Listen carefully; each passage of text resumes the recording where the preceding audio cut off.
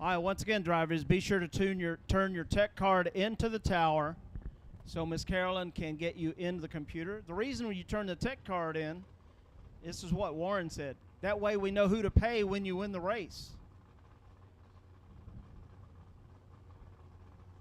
So turn your tech card in, go through tech, and then stock and super stock. Staging lanes are open for stock and super stock, lanes 2 and 3.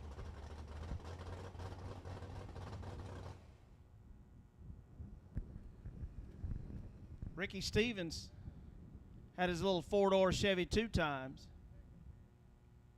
Won 1166 and 111. Something unique about a 4-door hot rod. It'd be kind of cool to ride down the racetrack in the back seat of one of those things. Might not be allowed, but it would be kind of cool to do. Once again, don't forget, staging lanes are open for stock and super stock. Lanes 2 and 3.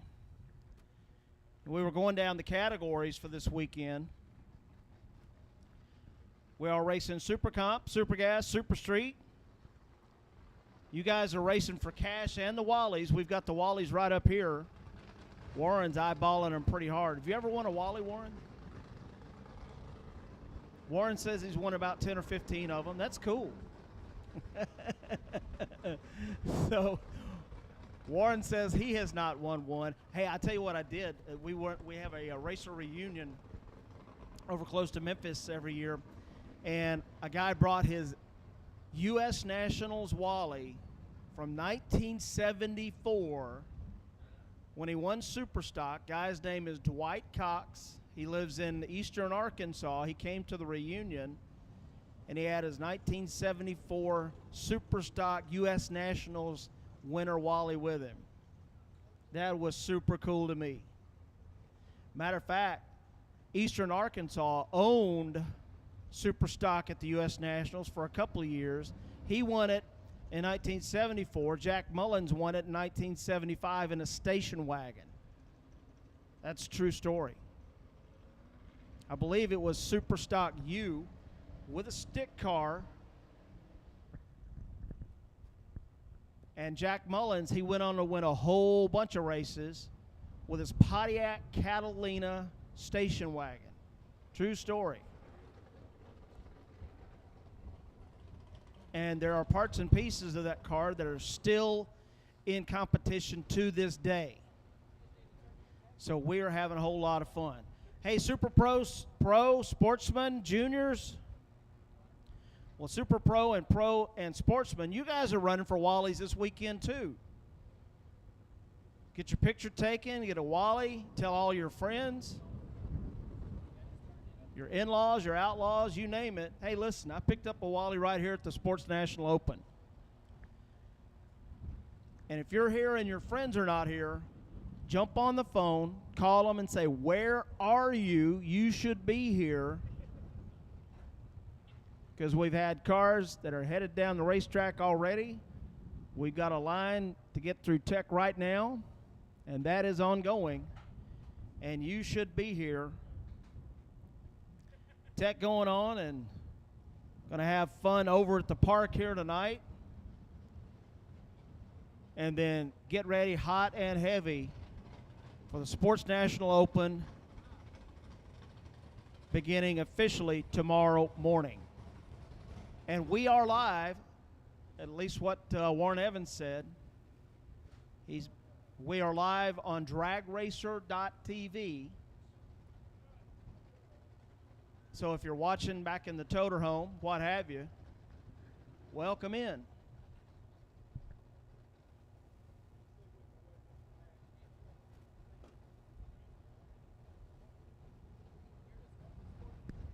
So here's what you can do. Make sure you've got your tech card in the tower. You can run through tech, breeze right on through that. Come in, jump up in the staging lanes like Doug Duell. That's super cool. Hey, Warren, wouldn't you love to have one of those 68 Hemi Cudas like Doug Duell's got? That thing is drop dead gorgeous. Now, he is running in GT Hemi automatic. and that is one cool hot rod.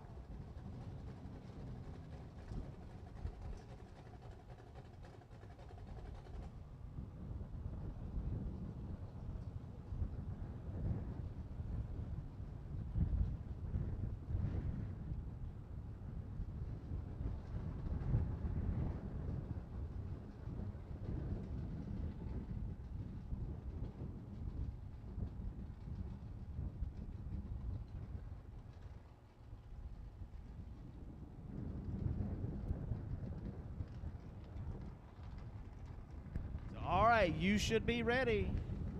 We got some cars fixing to head down the racetrack. One of the first ones, love. Doug Duell's 68 Barracuda. All right, here's a question, Warren. Would you rather have a 68 Barracuda or would you rather have a 68 Dodge Dart? He said yes to both. Like, I don't want to have to choose. I want about 14 of each of them. And then we could both jump in the Hemi Challenge at the U.S. Nationals. How fun would that be? It's a race within a race that is absolutely a whole lot of fun.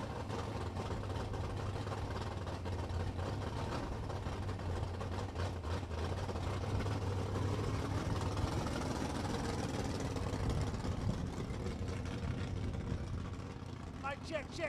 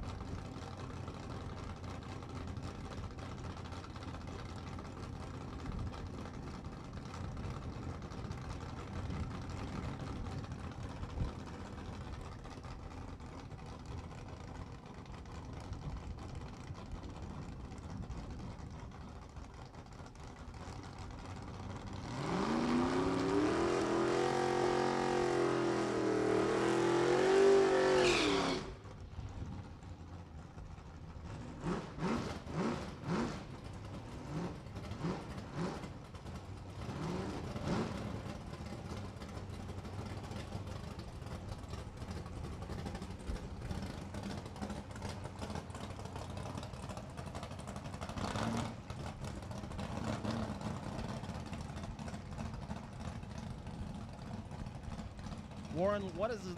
Check out the back of his license plate on Doug Duell's Hemi.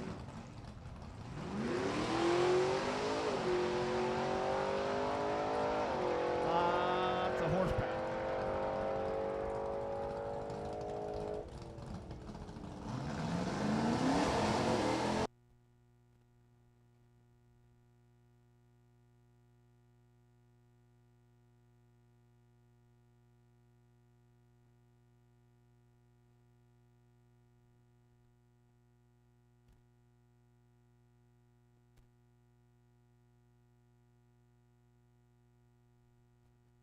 So Doug Duell's fixing to head down the right side of the racetrack, down to Jegs side.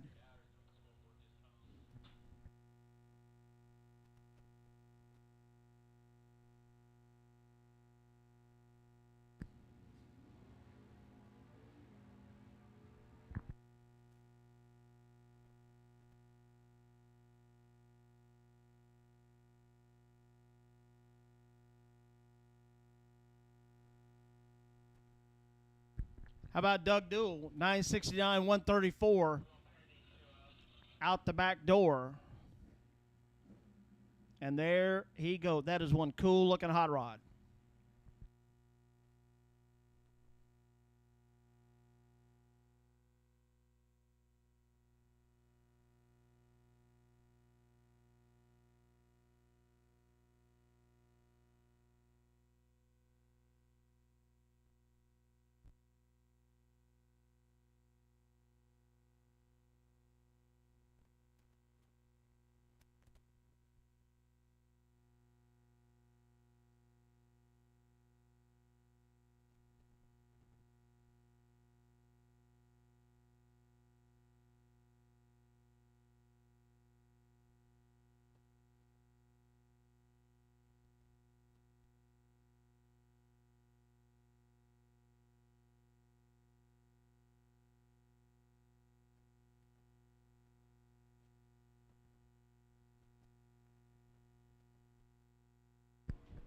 Steve Bellinger with his stick shift Camaro.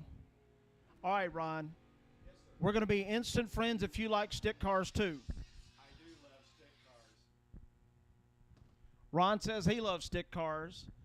Warren likes stick cars. Love stick cars. Bellinger goes 1050 right down the Jegs side of the racetrack. Hey,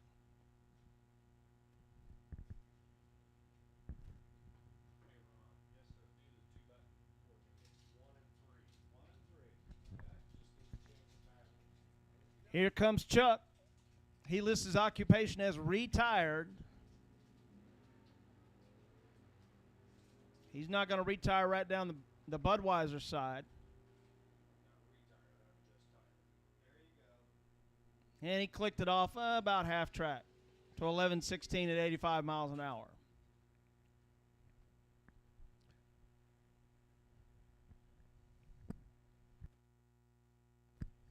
So Ron says he's not retired. He says he's just tired. Well, that was Warren, and he's got a right to be. He just came from Texas. And right, Warren was in Texas last weekend and here with us this weekend. I'm telling you, he goes through tires in racing season. One of the hardest working men in video production there is our friend Warren Evans. We're talking about Warren right now. He looks like a salesman if you look inside of his car. He looks like an electronic salesman. So there we go. Don't forget, staging lanes are open for stock and super stock. Make sure your tech card's in the tower. Run through tech real quick. That'll be a breeze. No problem. Lots of folks to help it out down there. And come on down, lanes 2 and 3. Lanes 2 and 3 are open for stock and super stock.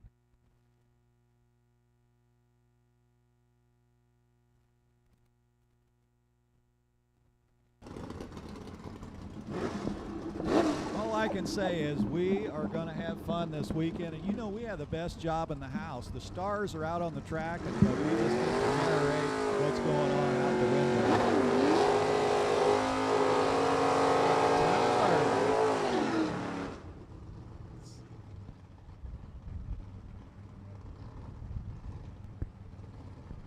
All right, we're going to do this old school as we've got a list up here, and as the tech cards get turned in, why we are putting them on a list and trying to catch up with all of our racers. A lot of times you'll catch somebody that's sold a car within a week, or another racer's borrowed somebody else's car, so we'll wait for the official list. But we're going at it here. Camaro Corvette.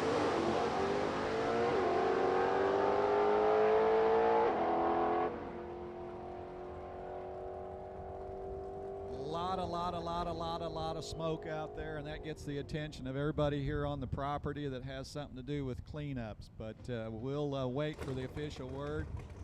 A lot of smoke down this right lane as the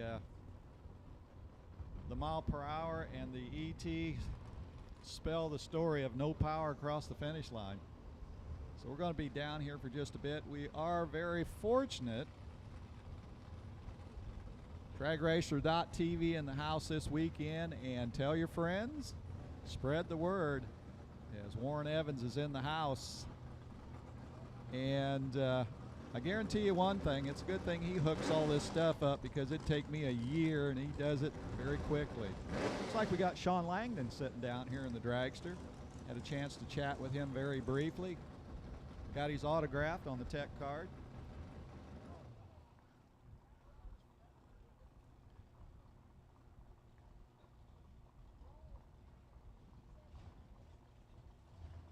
So the crew here at Beech Bend Raceway Park making sure that we are good to go before we get back to it.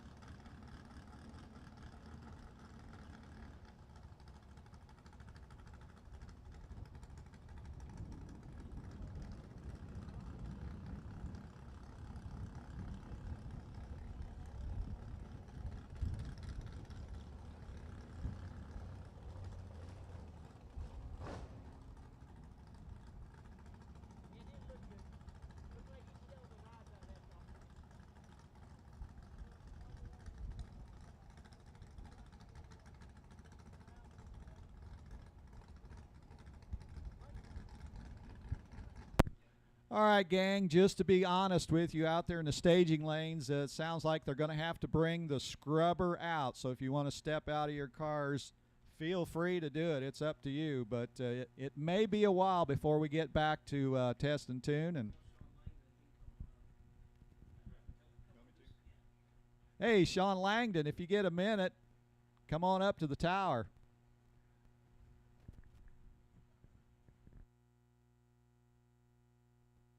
So again, if you're in the staging lanes, it sounds like they're getting the scrubber out. So it's going to be a bit. So if you want to step out of your cars, feel free to do that. Humidity's up there pretty good.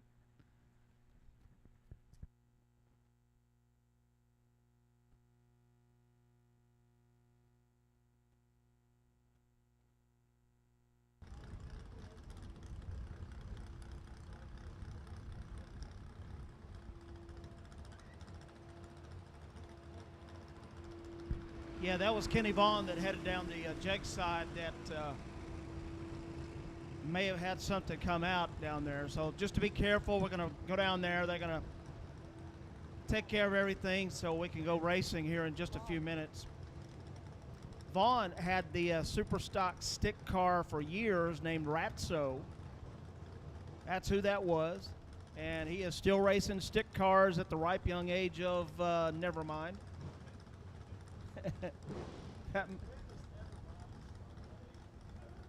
Nevermind starts at about 35. So all of us up here, Warren and Ron and I, we're all at this. Well, never mind, it's all right. So.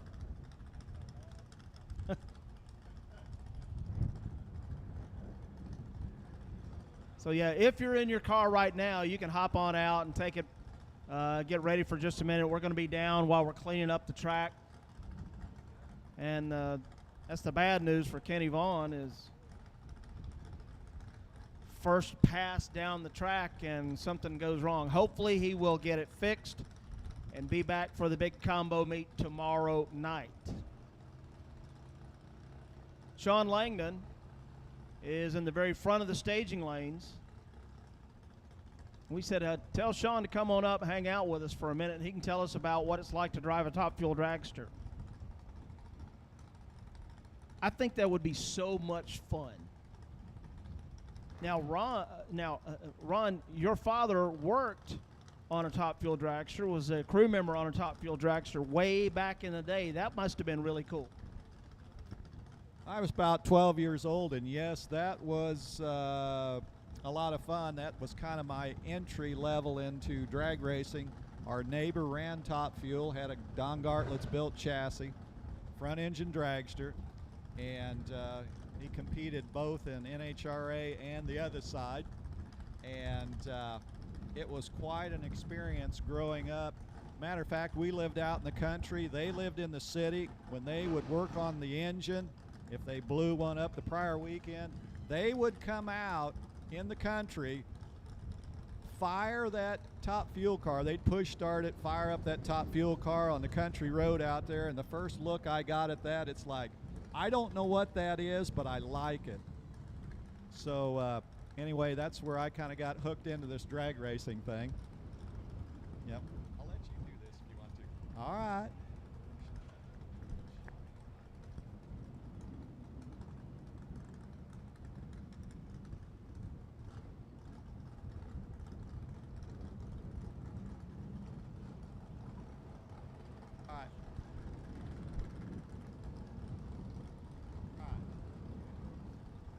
All right, we are very fortunate. Sean, I know the Top Fuel ride is where a lot of people know what you do and things like that. But I know sportsman racing is kind of near and dear to your heart, and I knew that some years ago you were teaching some of the classes with Luke Bogacki, I believe. But I'm sure you enjoy that part of it, and I know you're helping racers that are just getting started. But what impresses me, Sean, from a Top Fuel car to running a Super Comp car? Tell me a little bit about the difference on that. Well, I mean, yeah, quite a bit of difference. The Top Fuel car is obviously in its own right with the speeds and the G-forces that you incur on a run. But yeah, the sportsman class is where I got my start, and I obviously enjoy coming back to the grassroots, and the competition's always really good. So I feel like coming and racing in the Sportsman kind of gets me reset a little bit for when I go back. Well, I know as when I was growing up, I had mentioned our neighbor had Top Fuel dragster back in the early 70s, and that was the only world I knew when I was young. But as I got older, got more into seeing the Sportsman classes, to me, that is knockdown, drag out, tough competition. And I think I've kind of switched a little bit from being in that world to the Sportsman world. And I know that you probably get a lot of enjoyment out of doing the Sportsman racing, but just the difference in the cars, and you hop in these Super Comp cars and it's like you're just hopping in your passenger car and going down the road. I mean, it's a big difference, but you do it well. Yeah, it obviously is a big difference, but I mean the Super Comp cars are still very fast in their own right, so they're still going 180, 190 miles an hour. So it definitely requires a lot of focus and attention to driving those cars. The thing I like about the Super Comp class, and also with a lot of the Sportsman classes and bracket racing as well, is the focus that you get because of trying to create such a consistent routine between the length of your burnout and how you stage the car and how you drive the car down the track and everything that you do, hitting the tree. Everything's all about consistency and creating a routine. So I feel like if you can kind of get that embedded in your head, I actually utilize a lot of the stuff that when I go bracket racing, I utilize when I get in the Top Fuel car. Even though the speeds are different, there is a lot of things that once mentally you get caught up with the car that you can apply to a Top Fuel car. So just what you're basically saying is racing in the Sportsman classes really is good practice for the fuel classes, because you're pretty good with the lights in the fuel classes. There's not too many that's better than you of getting that car off the starting line. But like I say, it's just there's some subtle differences there, and you just got to put your head in one side of the fence or the other side. And correct me if I'm wrong, I think there's been some national events you've ran Top Fuel and your Super Comp car. Now that to me is impressive. Yeah, now I've done some with Top Fuel and stocks, Top Fuel and Super Comp, Top Fuel and Super Gas, and I enjoy it because I feel like a lot of times we don't really get going till later in the day in the fuel car, and a lot of times, I feel like I'm a plant in my hotel room. I'm just sitting there doing nothing. So I enjoy, coming out early in the morning and even if I'm not racing, but coming out early and watching the Sportsman cars. A lot of people I grew up with racing, a lot of friends, a lot of people I consider family. So a lot of times I'll just come out and at least just hang out in the mornings and watch Sportsman. But yeah, when I get the opportunity, when the Top Fuel stuff calms down a little bit and we don't have a lot of stuff going on, then I'll hop in my cars and try to make a run at it. Well, it kind of gets you in the groove earlier in the day, like when you're running the Sportsman cars earlier in the morning. It kind of gets you in that race mode, kind of gets you in that groove. And again, I do remember you and Luke Bogacki been out there trying to help racers. I think you're helping some racers or racer now at this time, somebody that's just starting out. It's got to give you some satisfaction to see them progress. Yeah, I mean, it's obviously great, just to see the future of the sport. Whether they come up through the ET classes or bracket racing or junior dragsters or whatever it may be, but you got to help the next generation and you got to help the next wave of racers coming in. So I take a lot of pride in that. There's a couple racers with the Payne family right now, and Madison and Toby that I kind of help on. Like last weekend we're down at the Dallas Divisional, and but yeah, it's neat to see the racers coming up. Like my nephew, he's 9 and he's racing in the junior dragster category. So and then little man Connor, he's 3, so he's already chomping at the bit to get in a car. But it's where I got my start with the junior dragster class. So it's pretty neat to be able to. What I enjoy the most is like working with my nephew and talking to him about just things on the starting line or things at the finish line for finish line driving. But it's when you talk to him and you explain it, and then you kind of feel like it went in one ear out the other. But then it's like they're up there for an elimination round, and then they actually apply that, and then it's pretty, it's pretty cool for me to be able to see that, and then when it actually works too. Pretty gratifying. I know that the junior dragster ranks is where you started, and I think didn't you win some of these? What do they call those? You were a champion where they'd go either out east or out west. I think they go to Bristol. The junior, I think Western Conference Finals. Weren't you a part of that in your early career doing that, or was that going on? Well, fortunately and unfortunately, I'm old enough that I actually was racing before they split them. So it was actually one where the first year in '97 when I actually won the championship was in Denver, and that's everybody went there. And then '98, '99 we went out to Indianapolis. So yeah, I'm in the older group. I say, well, you had to probably wade through a few more cars to get it done then. Yeah. I'm going to say that. And you did, correct me if I'm wrong, because I'm going off of pure memory, but you did win a championship in Super Comp. Am I thinking right? Yeah, I was able to, fortunately, in 2007 and 2008, was able to win the championship in Super Comp, and then the following years when I got an opportunity to drive the top fuel car for the Lucas family. And the rest is history. Well, Sean, I need to probably let you get back to what you're doing. Hey, I appreciate you taking time coming up, telling us a little bit about all the different levels of racing you've done. And these junior dragster kids, when they come up into the bigger cars, you got to be ready for them, because you were one of those at one time. Yeah, and there's a lot of young kids. I mean, don't let the young kid thing fool you. They may look new in the car, but they know what they're doing. Absolutely. All right, Sean Langdon, I appreciate you coming up and chatting with us. Have a great weekend, and also on the Camping World Series in the fuel car. Go after them. Let them know you're there. Thanks, Sean Langdon.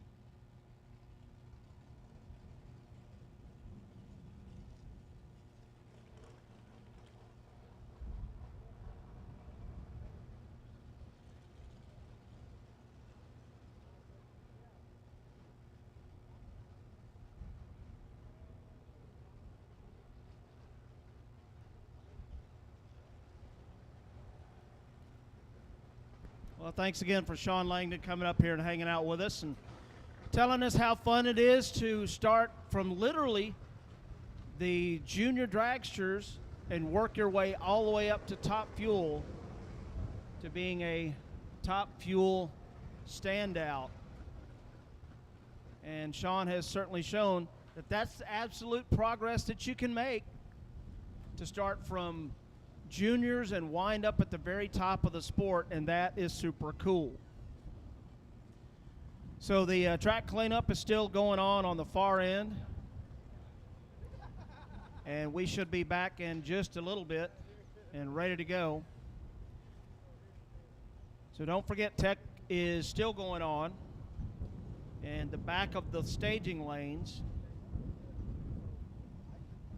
Once again, lane assignments for tech inspection, stock and super stock in lanes 1 and 2, super comp, super gas, super street. Lane 3, test and tune lanes 4 and 5.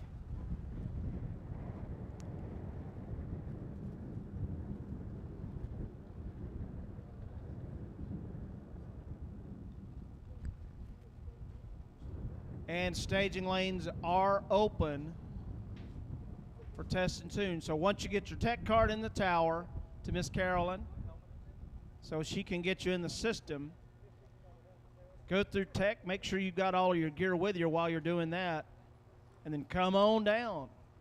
And we will be going back to action in just a bit.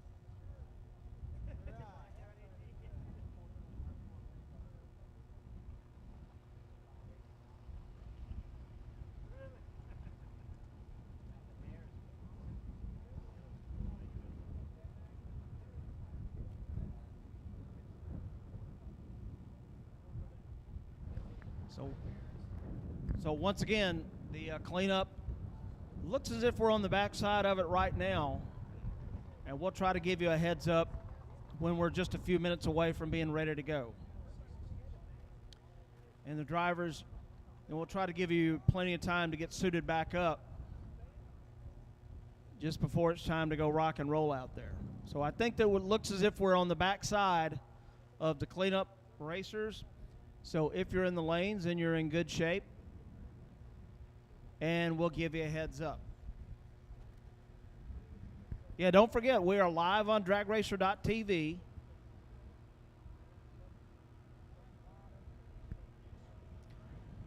On YouTube. Go to YouTube, search Drag Racer TV, and that's where you'll find it. I almost sounded like I knew that.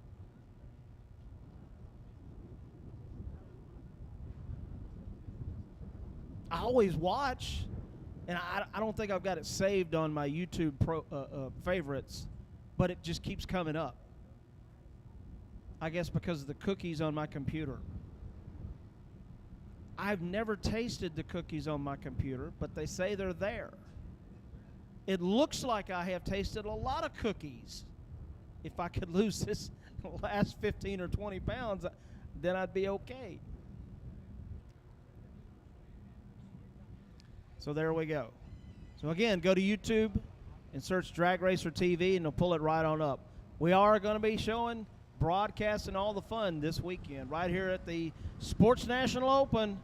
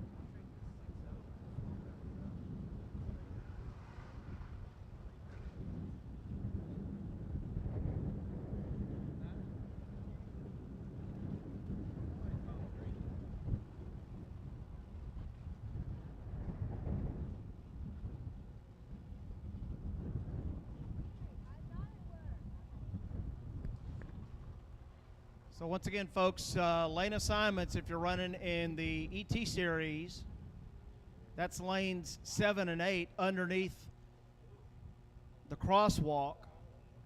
So again, if you're running in the ET series, the bracket series, that's lanes 7 and 8 coming out from the paved oval underneath the crosswalk behind the tower. Everything else is beside the tower,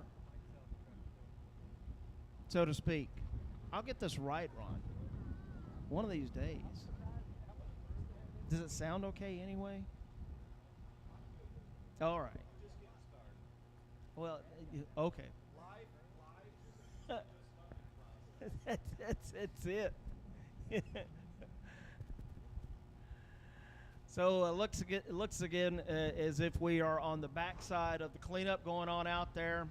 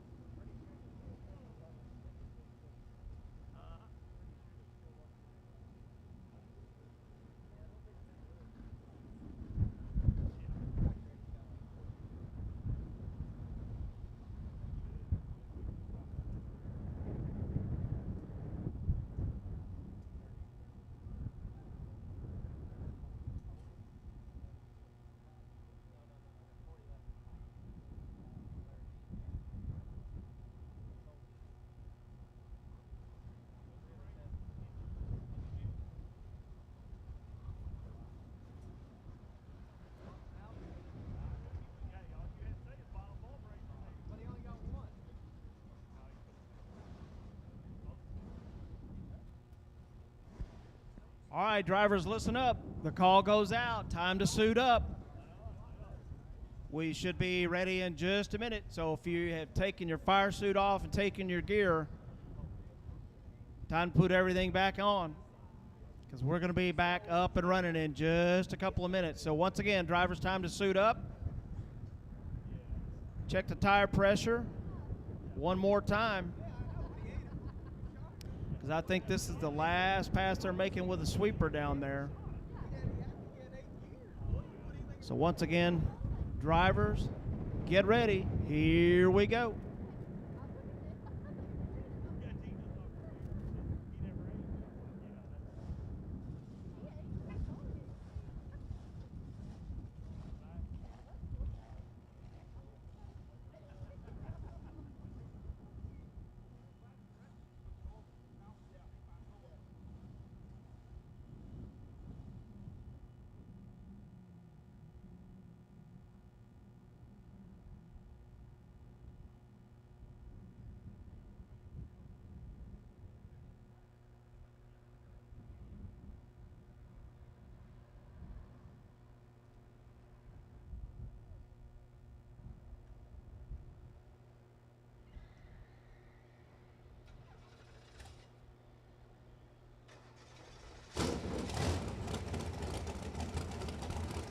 right. I hear race cars firing up.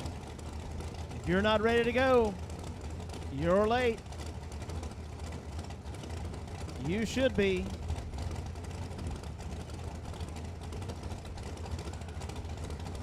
We are almost ready. One more pass. Drag it. And we're going to be ready to go.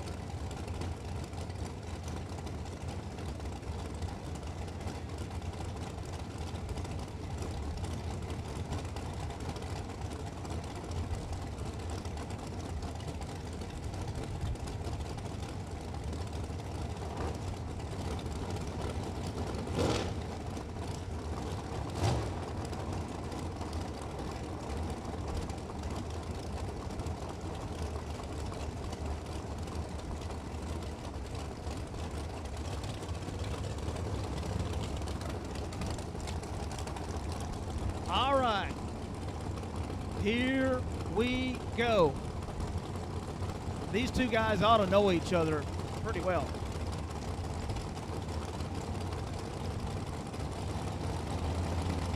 Bones and Sean Langdon. You're liable to see these guys anywhere in the country at a big money bracket race.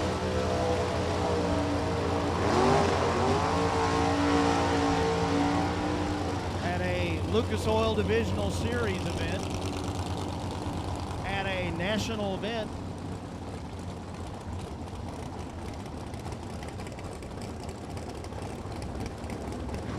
And here we go. Langdon and Ewing, these two guys, they know each other, and they're going to have some fun. Once again, we are live on Drag Racer TV. Thanks to our friend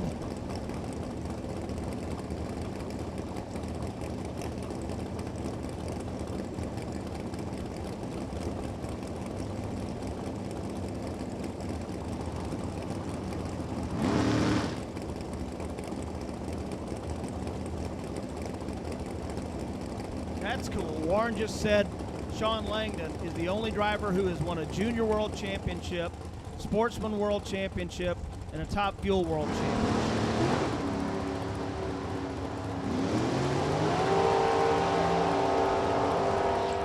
Do they make junior dragsters for 56-year-olds like me?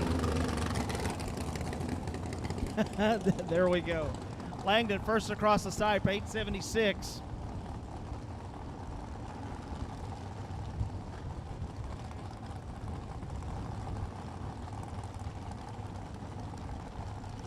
So once again, be sure to turn your tech cards into the tower. That way we can get you put in the computer. We know exactly who you are. So be sure to turn your tech cards into the tower.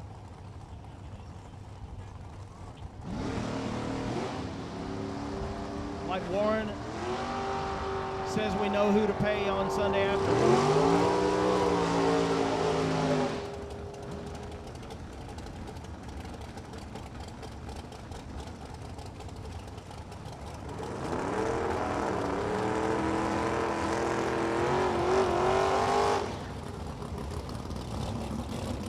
Well, what's the old problem? What's the old saying? There's no problem that can't be solved by throwing enough money at it.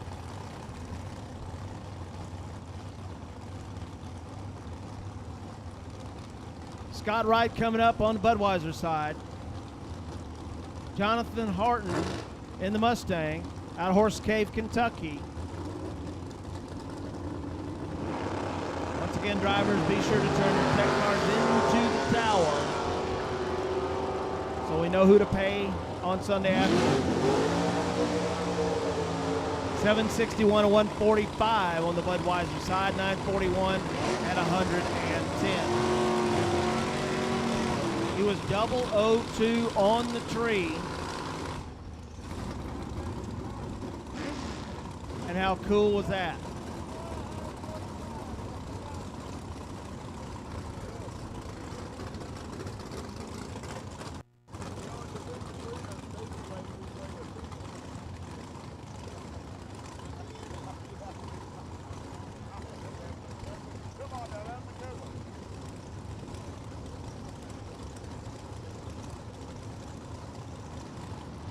Austin Alvey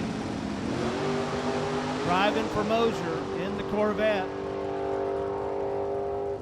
Launched toward the sky and then kind of slowed down just a little bit. Not sure what happened.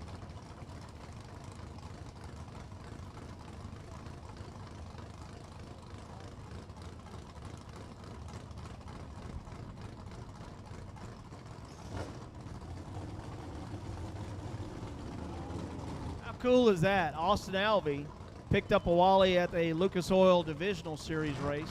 Very first time out.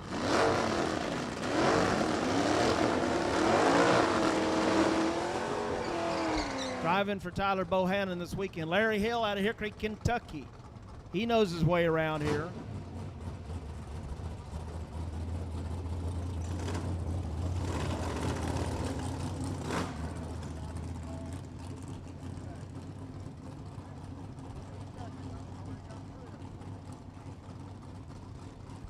I'm digging Larry Hill's 1971 Barracuda. Now, real guys wear pink, and Larry Hill says real guys drive pink Barracudas too.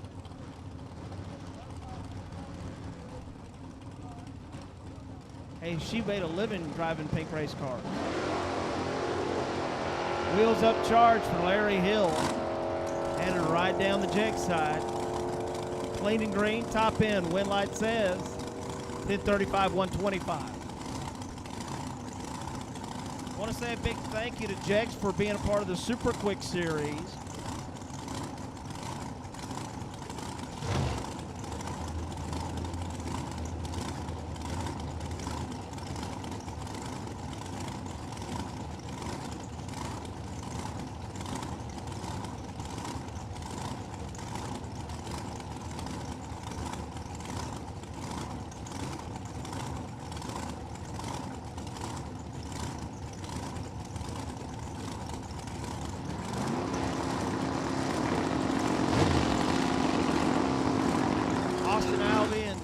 Tyler Bohannon bought their hot rod from the Cummings not long ago.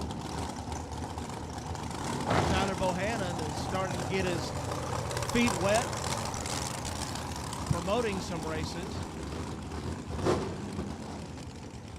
Greg Carta, runner out of Franklin from right down the road in his Camaro.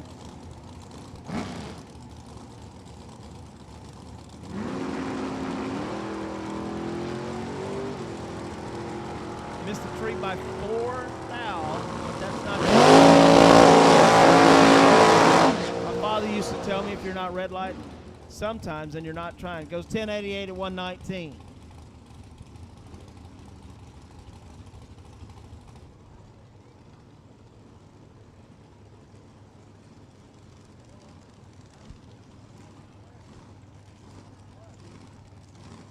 So once again, don't forget, if you're running in the bracket series, your lane assignments for testing tunes are lanes 8 and 9 underneath the walkover bridge.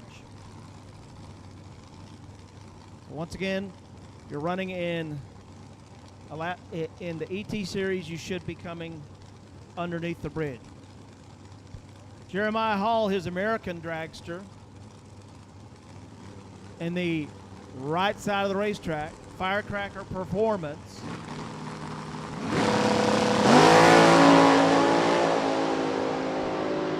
Squaring up with Rusty Fox.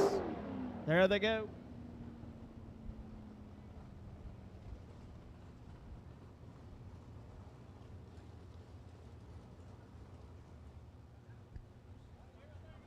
.449 on a 450 index. He missed it by 2 thousandths of a second. 155 miles an hour for Rusty Fox. 460 with a 7 of 148.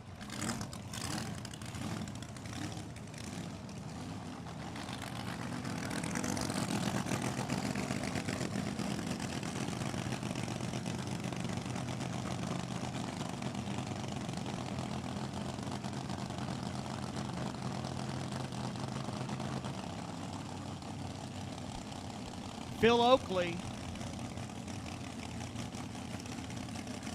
Sporting Texas Roadhouse on the side of his hot rod. It has one clean looking hot rod. Got those zoomy headers on it.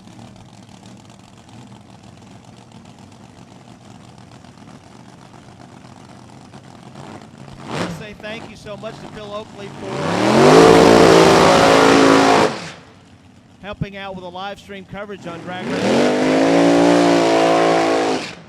Finishing his burnout up. So don't forget to go to YouTube, search dragracer.tv, and when you get a chance, give Phil Oakley a big handshake or a fist bump. Tell him thanks so much for being a part of the live stream this weekend.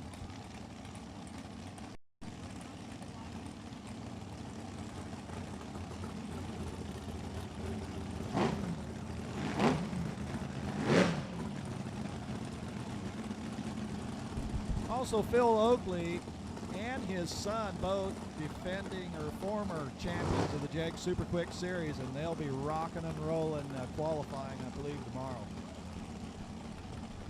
There we go. That's the 450 index running on the 8th mile.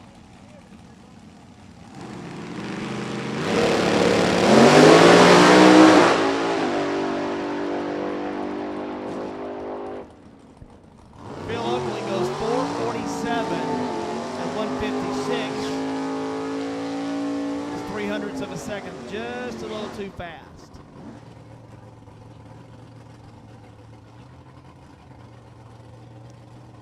Don't forget, if you haven't made it through tech, bring your tech card to the tower, go through tech, make sure you got all your gear with you, and head to the staging lanes. Tim Brannon left side. Mike Whitworth in his 66 Chevy 2 times. Kentucky runner. That is a clean looking hot rod right there, guys.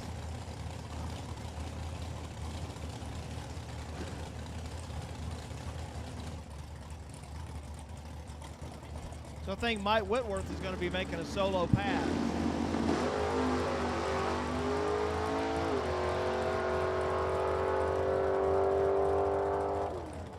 Looks solo to me.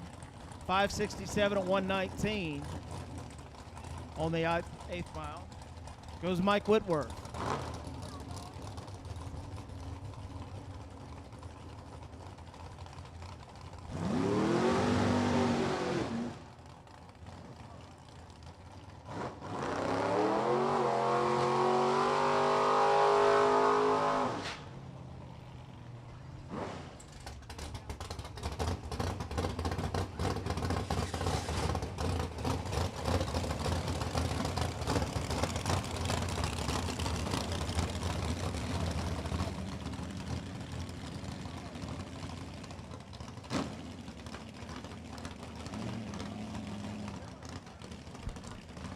Chin Leggett over in the Jegs side. Taking a hit right down Broadway. Tommy Cook on the left side.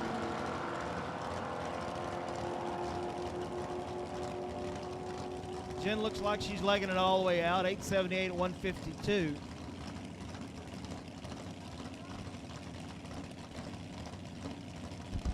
Hey racers, if you are looking for a dragster to maybe run Super Pro or Super Comp, go back to Jen Leggett's pit area and you can talk to them. They've got this rear engine dragster and it's a unique piece. It's got the airplane tires on the front. It's got the spoon front on it, similar to the Joe Amato and Don Gartlett spoon car that Don Gartlett had the blow over there in Englishtown, New Jersey. But go back to Jen Leggett's pit if you're looking for a dragster. They've got a pretty reasonable price on it. I'll let them tell you what it is, but check it out if you're looking for a rear engine dragster. Go back to the Jen Leggett crew.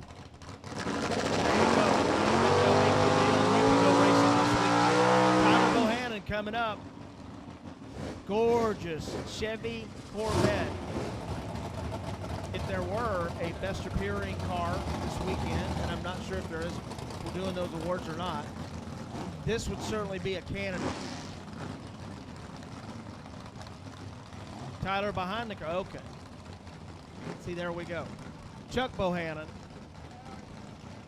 Valley Station, Kentucky.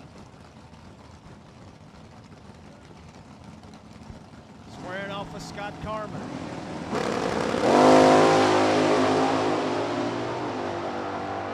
Car looked like it spun just a little bit for Chuck. Check side 768, 127. Bohannon goes 957, 139.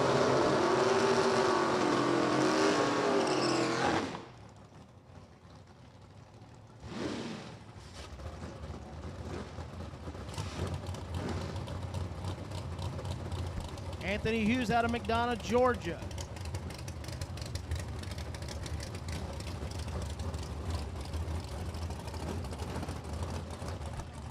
Stacy McCarty out of Indianapolis said, you know what, I'm getting out of Indianapolis today, or this weekend, because it is absolute nuts up there. Oh!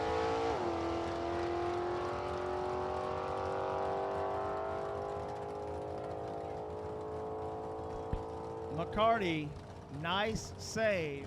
The car headed for the center line.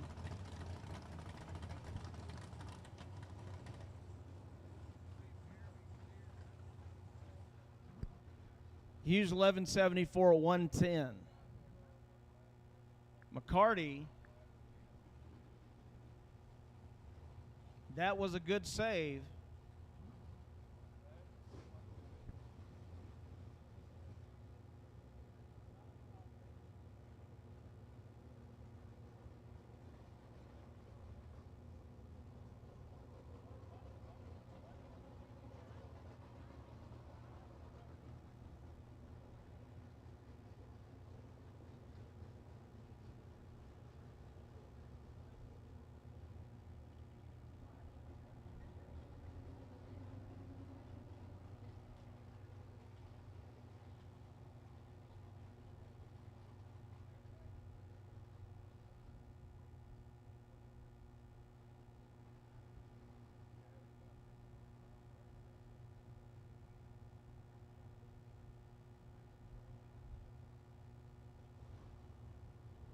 So yeah, that was a good save for Stacy McCarty right there. And Ron, you had an interesting comment.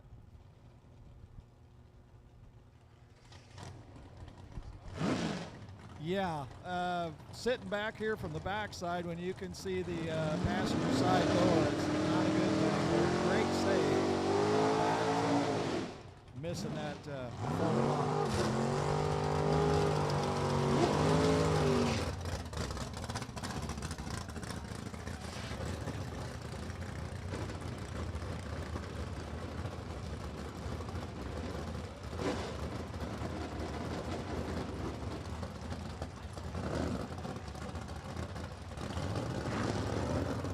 All right, listen up.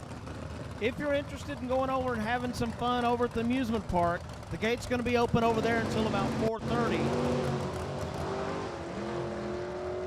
So if you don't want to do any testing and tune in today, you've still got about another hour where you can take the kiddos over to the amusement park and go have a whole lot of fun.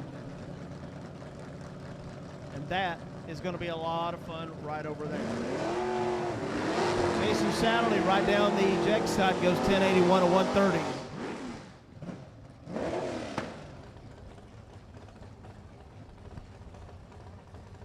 Here comes Mitch Autry out of Henderson, Tennessee.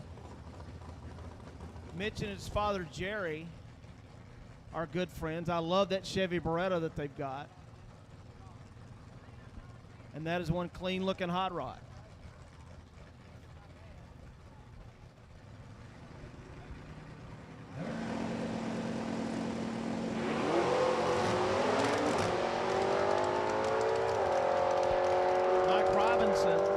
Runner out of Greenville, matching up with Autry. Autry goes 970, 134. Robinson 1186 at 110.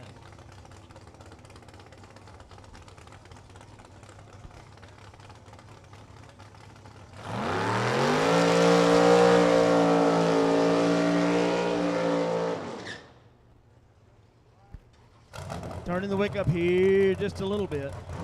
I think it was, where was it last weekend? Was it in Indianapolis or was it maybe down in Dallas? Somebody said with regard to Top Sportsman, we're going to go bracket race some pro modifieds. I think that was the guys down in Dallas last weekend. I was switching back and forth, Ron, between watching you guys in Indianapolis last week and watching the D4 race down in Dallas. Whole lot of fun going on last weekend. So yeah, we were just talking about getting out of Indianapolis this weekend because it's going to be nuts up there for the 500 on Sunday.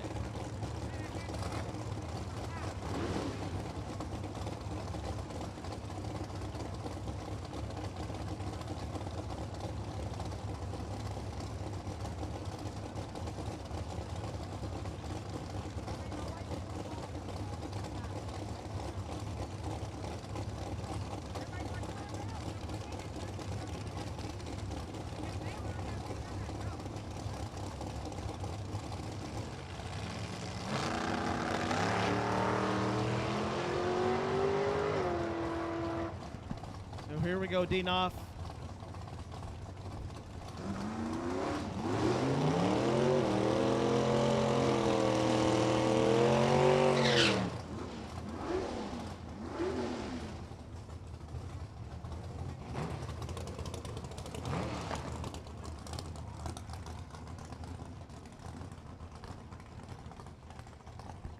Matt Riley, Springfield, Kentucky. Gorgeous 69 Camaro.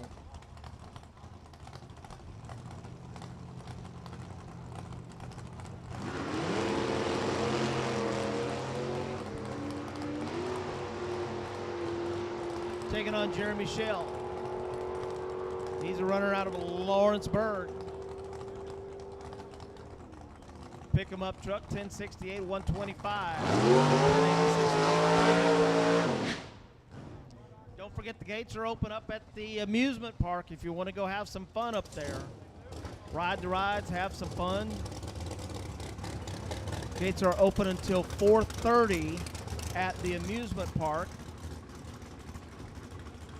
And you can go have as much fun as you want. It's a perfect place to come to a race, especially if you've got young children. This is what we did when my sister and I were kids. We went to the races, then we went to the amusement park. I mean, what more could you ask for?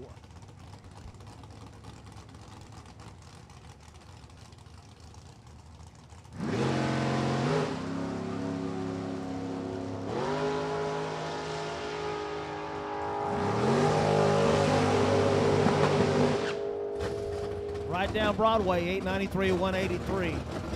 Hey, don't forget, drivers, be sure to tune your tech card in. That way we've got you in the computer so we know who to pay you.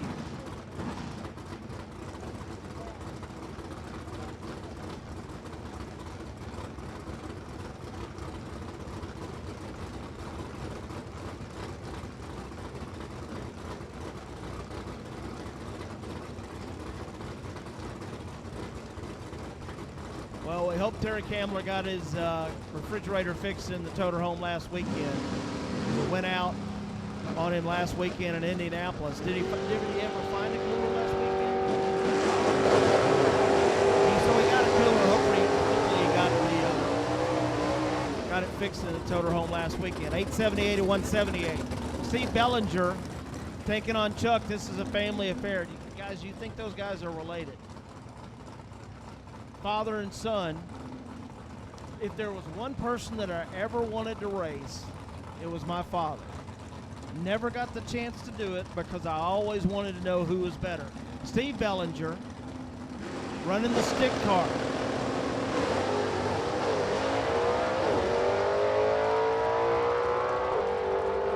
Ron brought up a good point. Steve's got the Super J stick car. Chuck's got the Super J automatic. Steve goes 969, 135. Chuck said, okay, you win this one.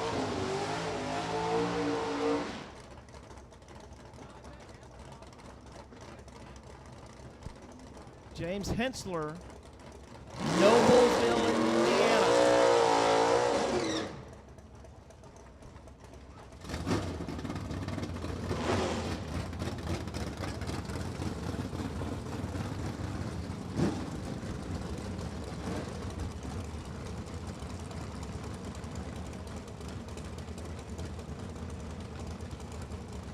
James Hensler, Noblesville, Indiana, in the Barracuda.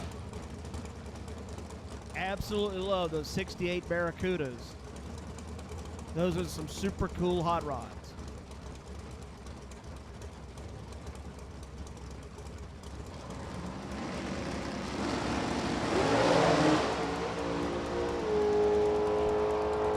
Big time wheel spin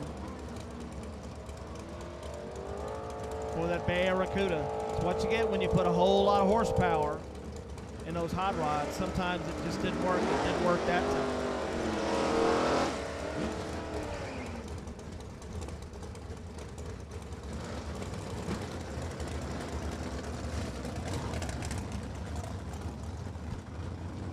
Tommy Mattingly and Jeff Smith. A couple of Kentucky runners. You got to know that they're going to be throwing their hat in the Clay Smith Memorial 5 Grander Combo meet tomorrow night.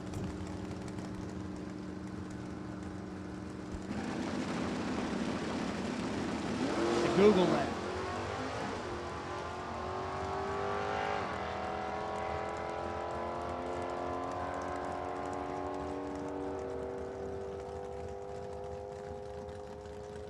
Tommy Mattingly had some wheel spin. Jeff Smith goes 1164 at 112.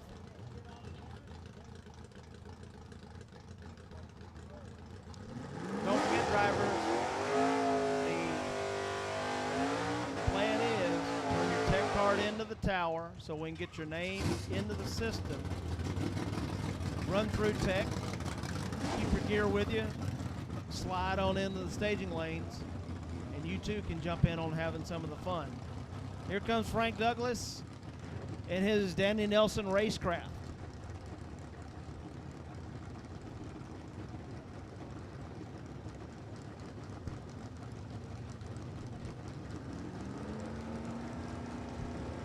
Rob Beal.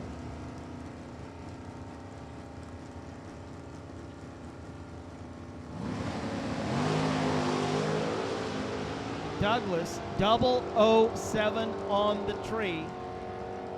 Running it out the back door, 758 at 129. I don't know if he's running the Jegs Super Quick Series, but he went 451.2 at 152. How cool is that, Ron? So he served notice that he is on hill automatically first time down the track.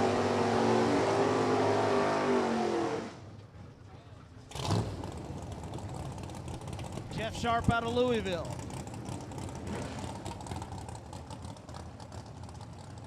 '67 Chevelle.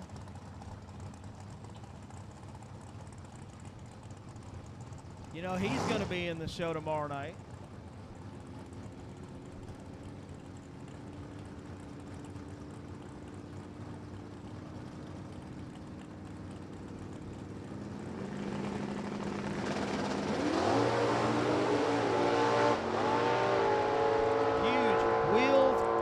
Charge headed right down the Jegs side. Dennis Breed 949 140. Sharp goes 1163 at 111. Louisville.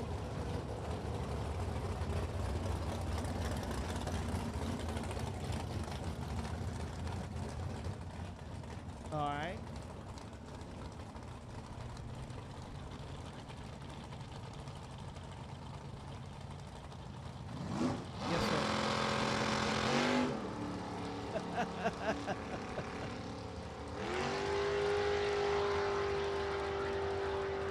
Ryan Locke headed right down the Jegs side, 1091 148.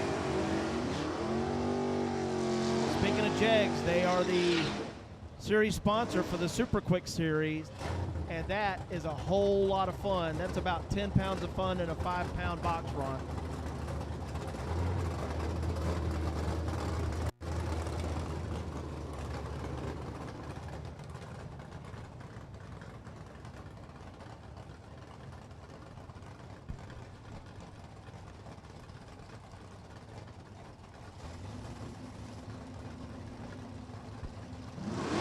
Goodrich was in in the house last weekend in Indianapolis.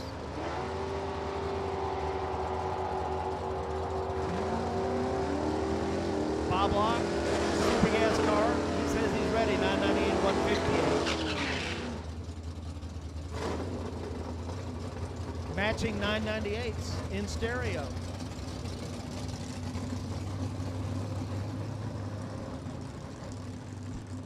Roger Heidel, and if I mispronounce this, listen, Ron told me, hey, say it this way.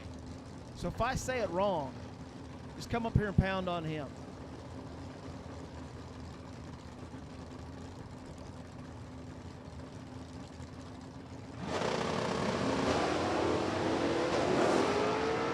Wheels up, charge, Caleb McFarland, Super A stick. A stick, 10:06, 132. He was 10 on the tree and about 3 feet up in the air. That better, Smoking Joe? There we go. Caleb McFarland shows he's in the house. Here comes Brett.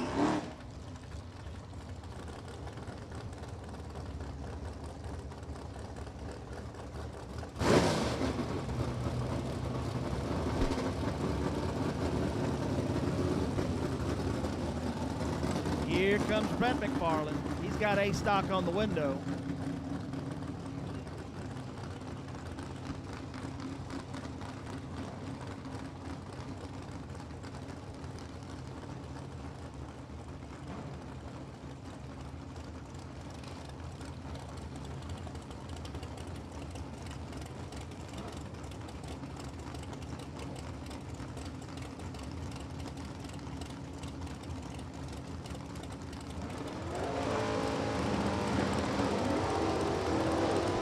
Big wheels up charge.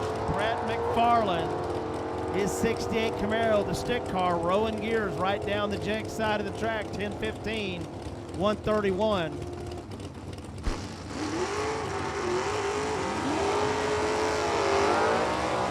All three of us have had this discussion, and we all love the stick cars. Warren likes them, Ron likes them, I love them. Grew up on them. Smokey Joe's a stick car kind of guy. Smoking Joe, yep. Yep. So 4 to nothing. There you go. That's 4 of a kind right there. That's a winning hand. All 4 guys up here in the tower. We love them stick cars. Here's another stick car, Jim Schechter right here on the left side. I believe he's a former U.S. national champ. Going to head down to Budweiser's side.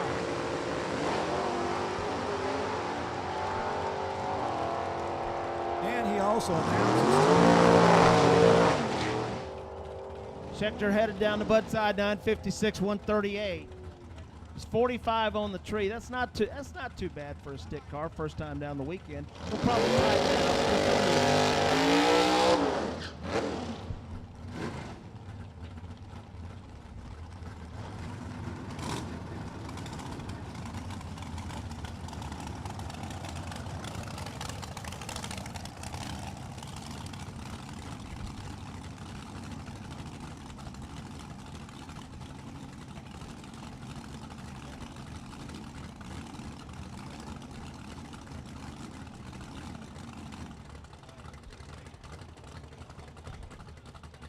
It looks like a Camaro, but it's not.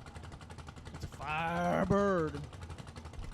Jim's had this car for a long time, and I'm not sure if he's had this since high school, but he's had it for at least 10 years.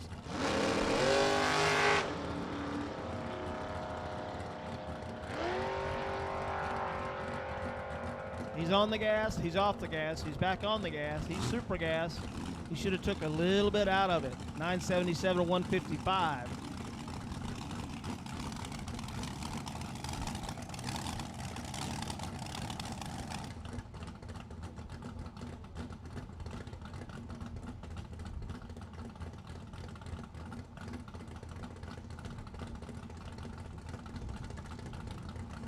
You said he was trying to get it sorted out last weekend in Indianapolis at the Lucas Oil Divisional Series last weekend, Ron.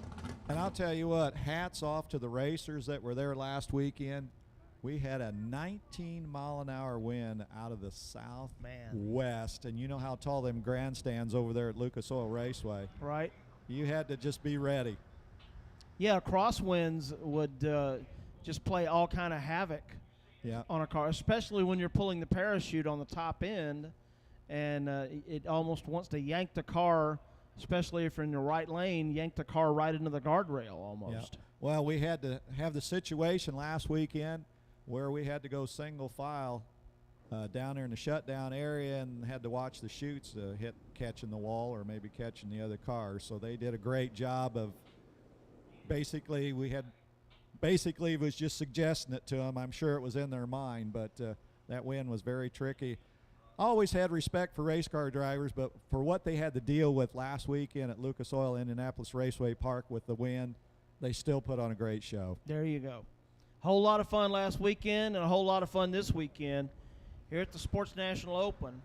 Want to say a big shout out to the folks that are certainly helping out to make it happen this weekend. Phil Oakley and Oakley Motorsports as the presenting sponsor, Top Sportsman and Top Dragster.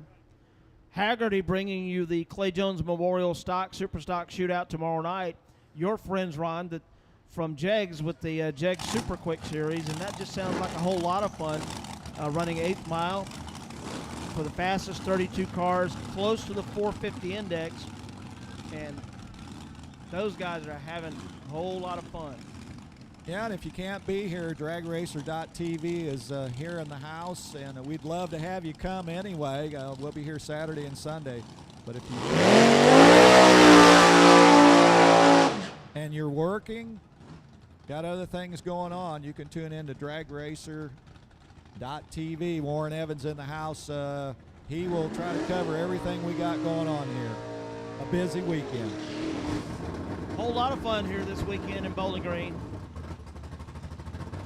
And looks as if the place is starting to fill up quite a bit. Weather has certainly cleared off a lot. Julia Choa out Illinois. Julie's in her Firebird.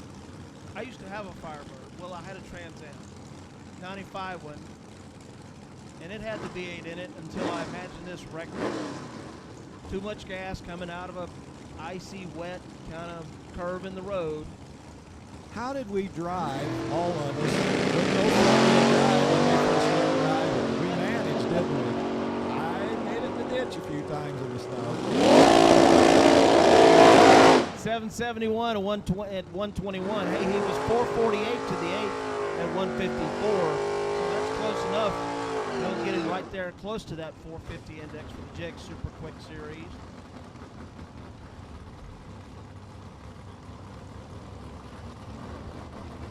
Marissa Hammond out of Louisville. Not Louisville. Wait a minute. All right. I'm practicing, guys. It took me a long time. You know, I practiced what I thought was the right way, the wrong way for too many years. Marissa Hammond out of Louisville. Is that right? Did I get it right that time? Close. Head down to 83.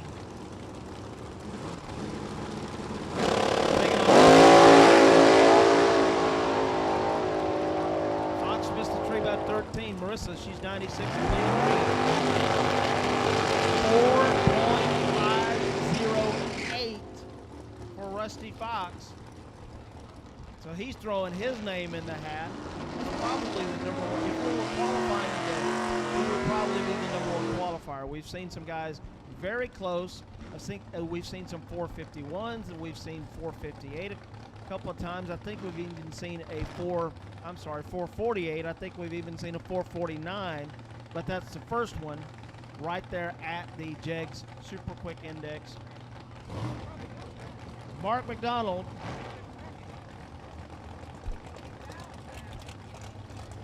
Good looking Ford Mustang. Some super swoopy looking. Hey, and here's what I just heard. You'll knock 1/10 of a second off of your elapsed time with the racer stripes.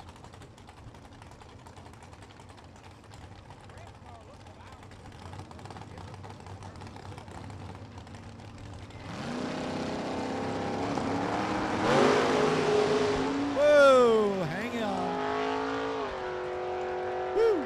Good thing Mark McDonald had steering wheel.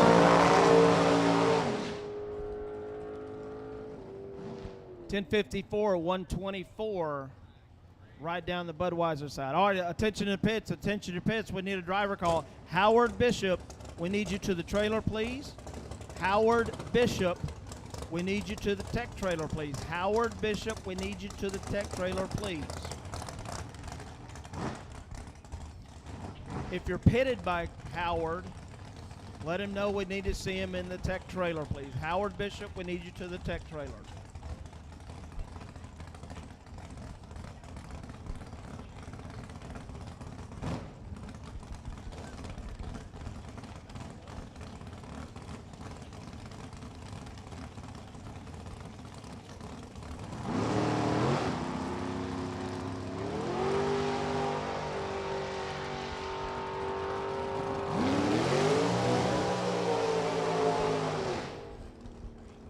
Double 02 on the tree. So he knows he's dialed in right there on the starting line. Just a matter of getting everything else dialed in on the rest of the track. So we think this is Bo Butner's car, right, guys? Does Bo know if Bo's driving or not? We don't know that. We don't know if Bo's driving. But Bo does know. That's his car.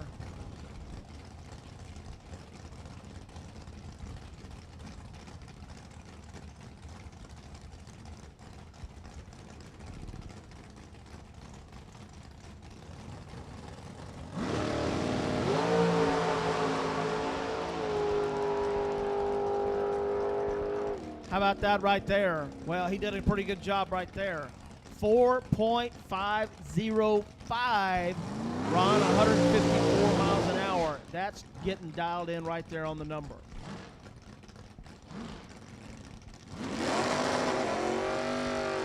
Let's not forget the Firecracker Performance award that's available for somebody that runs at 4,500, I believe. Now that's a cool deal.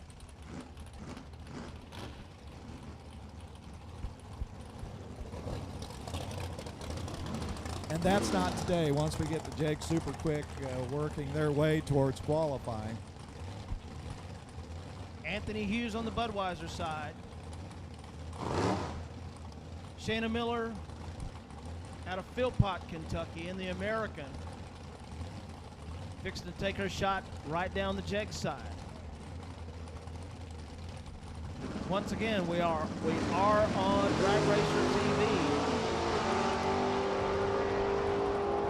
On YouTube, Shayna was 456 and 142. Out the back door, Hughes 1172 at 110 down the Budweiser side. So again, until 4:30, if you want, that'll give you a little less than 20 minutes. Well, a little over 20 minutes. And the gates are open up at the amusement park. Go have some fun. Tim Brannon in the pick-em-up truck, left side. That's going down the Budweiser side. He's 42 on the tree.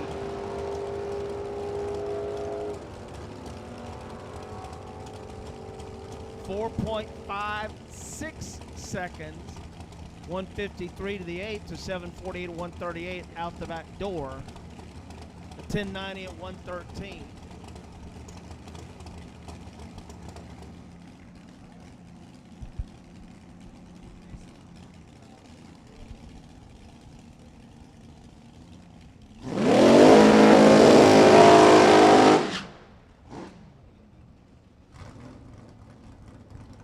Once again, Howard Bishop, you are needed at the trailer, please. Howard Bishop, you are needed at the trailer.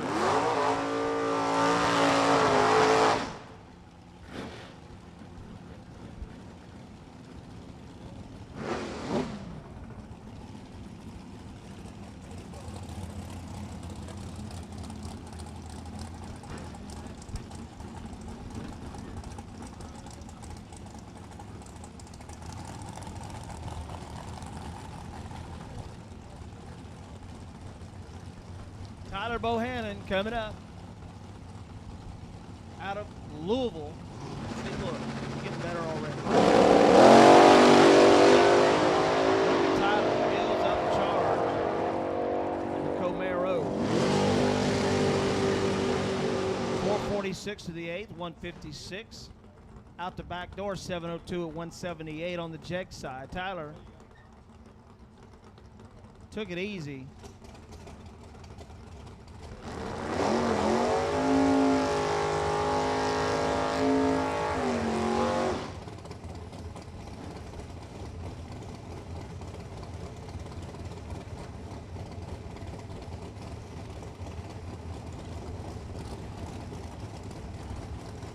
Mike Whitworth out of Hardinsburg. Clean looking 1966 Chevy 2 times. Robert May, runner out of Alabama, Sweet Home, Alabama. One of Smokey Joe's an Alabama Crimson Tide fan. He said absolutely. He said he loves them. No, he gave a big thumbs down to the Tide. He said he likes Tennessee better than he likes the Tide. The only Tide he likes is what he pours in the washing machine. That's right. Look at that. 001.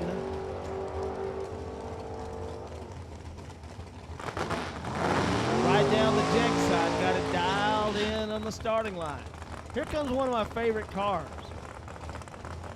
Rick Korn.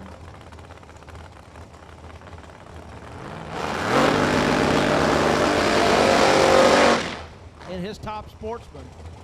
A cool looking hot rod.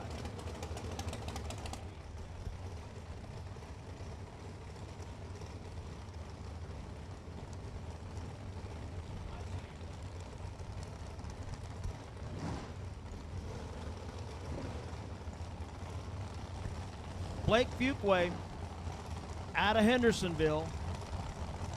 Rick Korn, I think he's out of the Paducah area.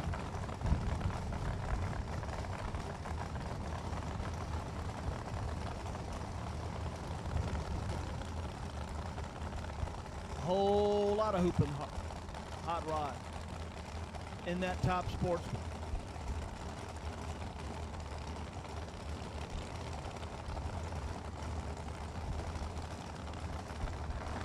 So glad to see that Mother Nature decided to cooperate.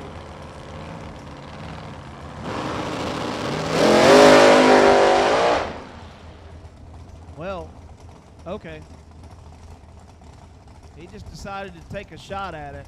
But you can see we have a great vantage point looking right down the racetrack where the tires shake. They were just bouncing when it's right down the car, right down the Jegs side.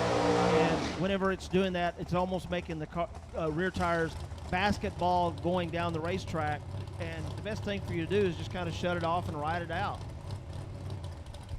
Because if you don't, you'll be hunting for the aspirin bottle.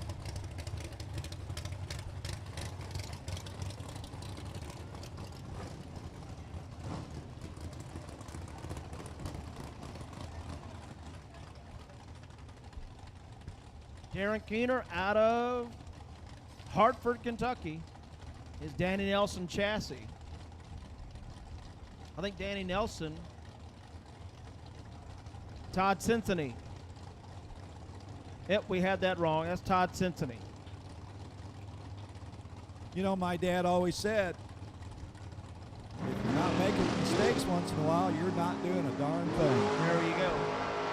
I'll tell you what, Todd's going to love his reaction time. He's 001. And he goes 754.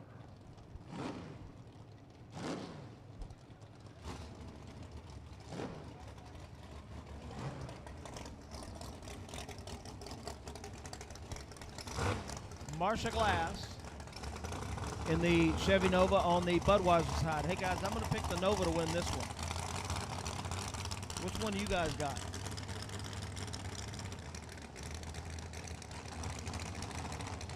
Brandon Sensory.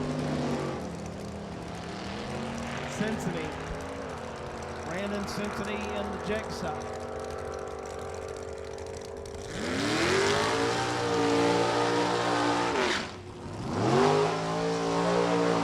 $10.89 at 127.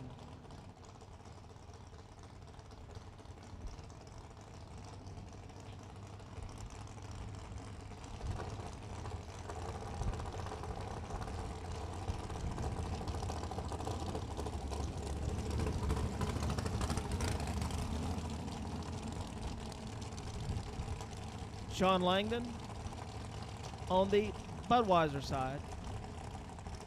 Not in his top fueler this weekend. They're not racing this weekend on the NHRA Camping World Series.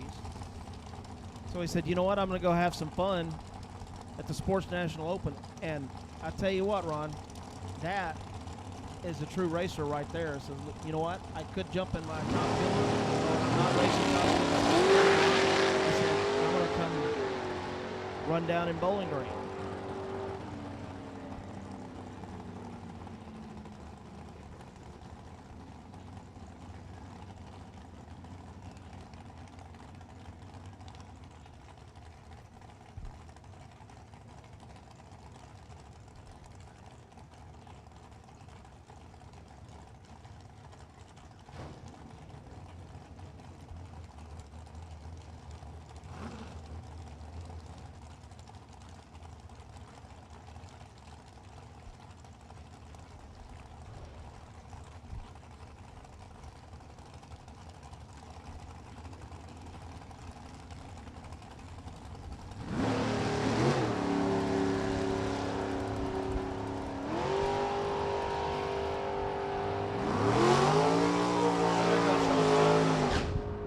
.884, 183.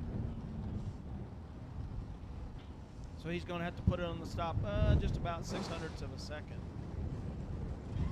And that'll get him dialed in to run Super Comp.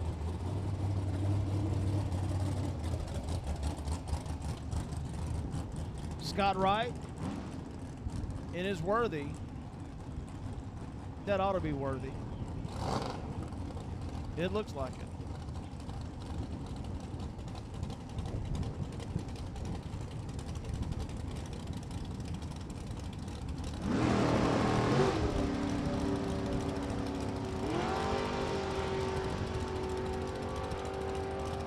Double 0-1 on the tree, and Ron, I tell you what, he's going to love both ends of it. He's 001, 890 with a 7. That's as close as you can get, Ron. That always makes lunch or supper taste better when you do that.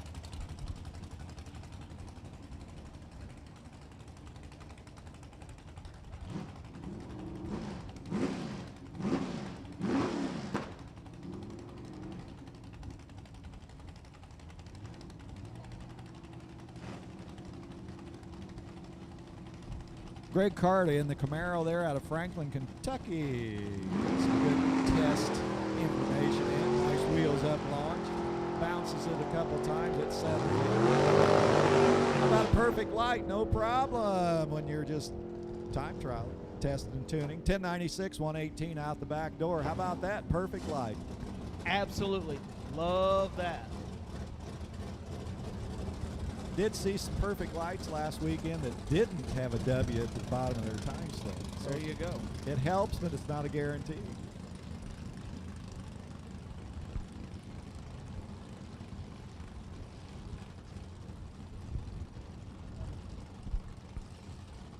Yep. There's Jen Leggett. And Ron says she'll make you a deal on her other car she's got for sale. It's a very unique car. It'd make a nice museum piece if you didn't want to race it. But again, the small airplane tires, which was popular back when Bernstein got the 300-mile-an-hour run. Got the spoon front end on the nose cone of it. It's very unique. Jen goes 872.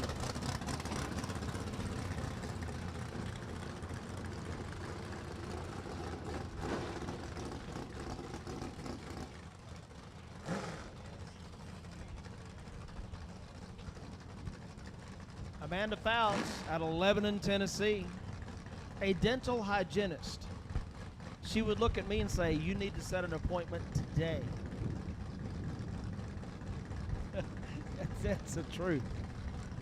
Camaro Costello in his 2020 GoPro Camaro Factory Superstock B,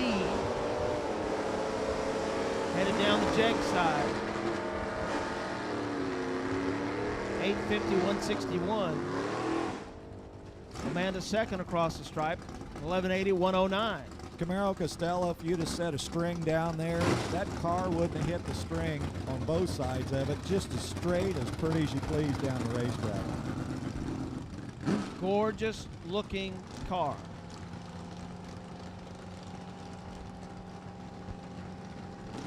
Tom Reese in his Pontiac Firebird. Something happened. He moved about 5 feet. And he's got it working. 1187 to 110.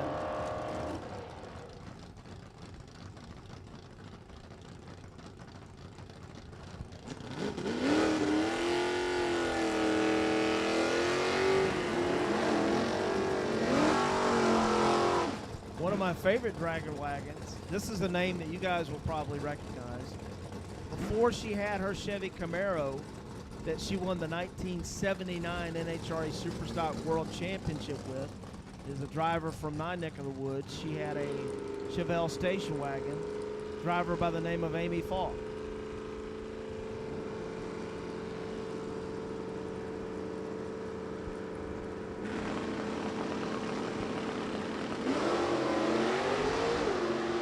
She is in just about every Hall of Fame that there is associated with the sport of drag racing. And here's what I love about Amy Falk. She's a better person than she is a drag racer. And we got to know each other when I was working at the track in Memphis when it was still NHRA and what have you. Became friends. And her and her husband Kenny, those two are some fantastic folks. Love me some Amy Falk. And I have heard that she is here this weekend.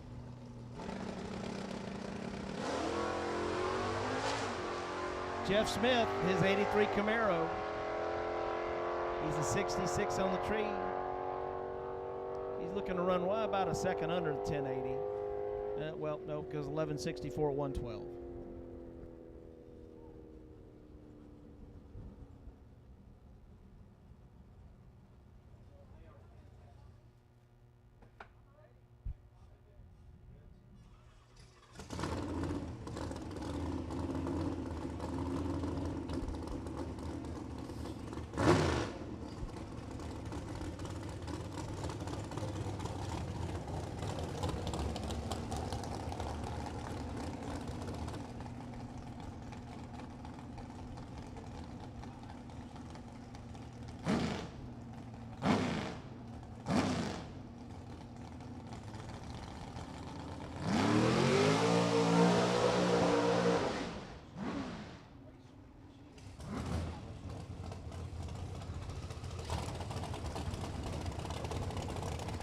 I'm going to jump in just for a minute here, Glenn.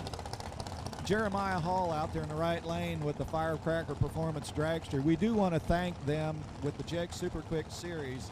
They also sponsor, they have basically the Firecracker Performance race within a race, the last Jegs race of the year, and they take the best 8 that collect points based off of qualifying. And it's a Firecracker Performance. Basically, I call it the Quick 8, and it's always fun. We want to thank Jeremiah Hall for being part of that, of the Jegs Super Quick Series. Very cool. Sounds like the Big Bud Shootout for the Jegs Super Quick Series. But our friends at Firecracker Performance, cannot say thank you enough. He's 30 on the tree, going to run into half track. 453 at 151. That'll put him right in the ballpark, Ron. Yep, absolutely. And Warren, correct me if I'm wrong, I believe the quickest Jegs Super Quick from 1 to 32 was down here at Bowling Green, where the quickest field, a less than a 10. Yeah, all 32 cars, and that, my friend, is like pro stock racing at its finest in dragsters. There you go, threading the needle. So that will tell you just what we're looking at this weekend with the Jegs Super Quick Series. So again, that's the 32 fastest cars qualified on the 450 index.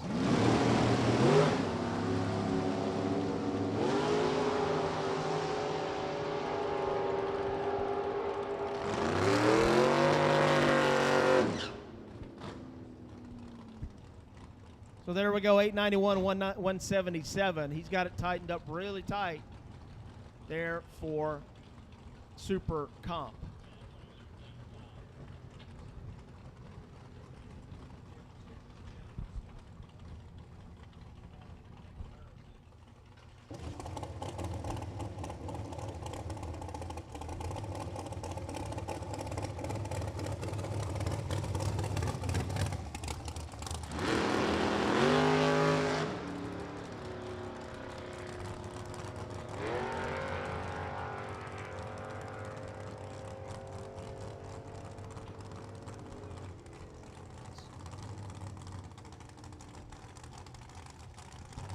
.986 at 154, right down Broadway on the Budweiser side.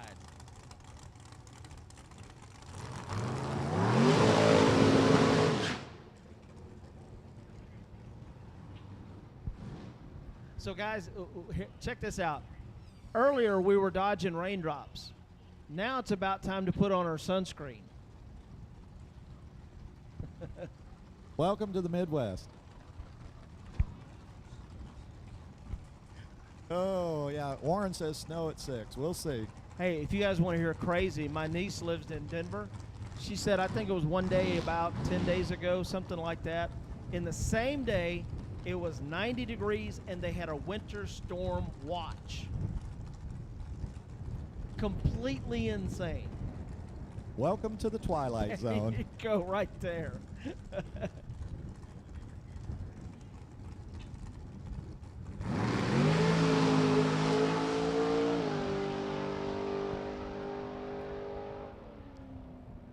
Missed the tree. He was 11 on the tree. 454 at 151.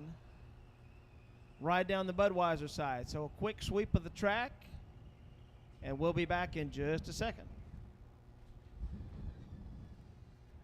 All right. Hopefully that'll get them back. They've been waiting on parts, I believe, and made a nice lap there. And I'm sure they were down at the Jegs Super Quick race earlier at Worldwide Technology and hurt some parts, and they're just now getting things put back together, and that ought to make them feel a lot better to get started this weekend with that pass.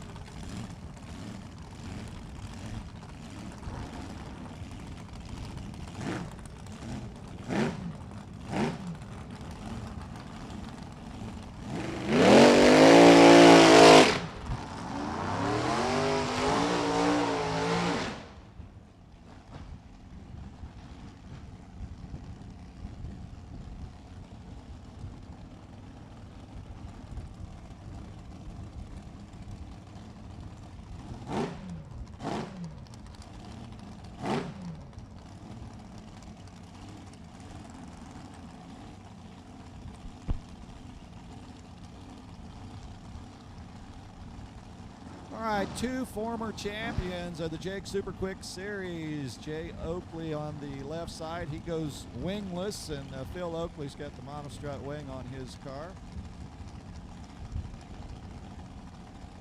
The Texas Roadhouse dragster, the engine builder, Phil Oakley. Jay's probably works around that shop a little bit too, Warren, I would say.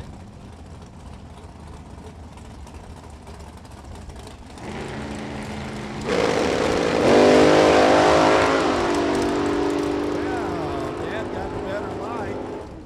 449 with a 5 at the 8th mile, 454 for Jay Oakley. That's all they wanted to see, as they will be competing in the Jegs Super Quick Series this weekend.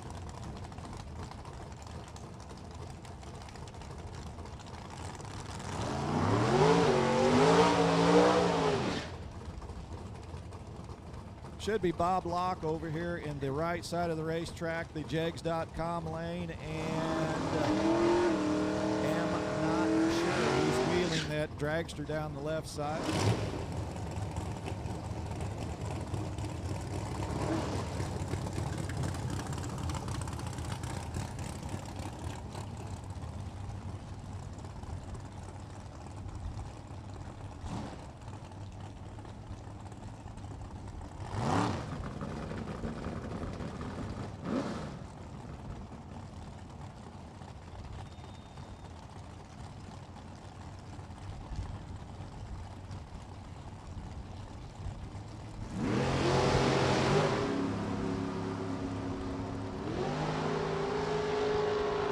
Bob Locke.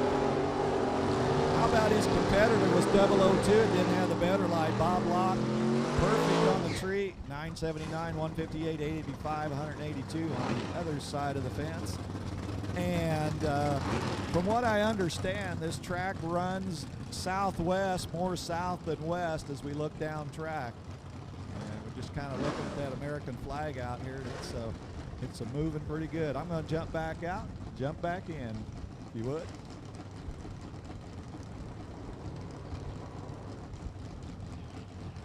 Ryan Locke in the 69 Chevy Camaro.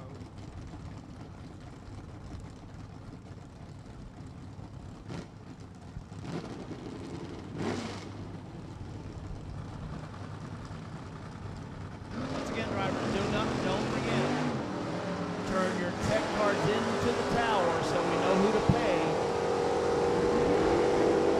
on Sunday afternoon. Locke out the back door, 1091, 147.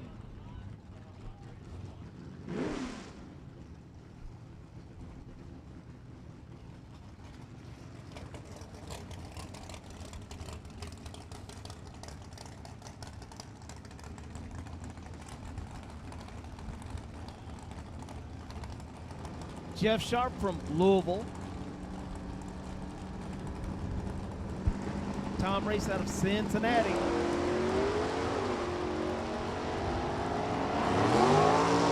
Tom Reese said, oh yeah, I'll see your tip a while ago and I'll match it well close enough with a 009. Sharp goes 11:56 at 111. Reese 12:95 at 101.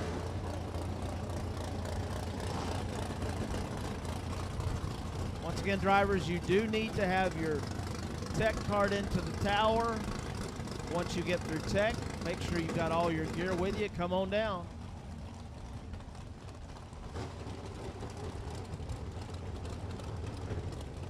Here's Bones and Sean Langdon. These guys squared off a little bit earlier. I think they're going to do it again.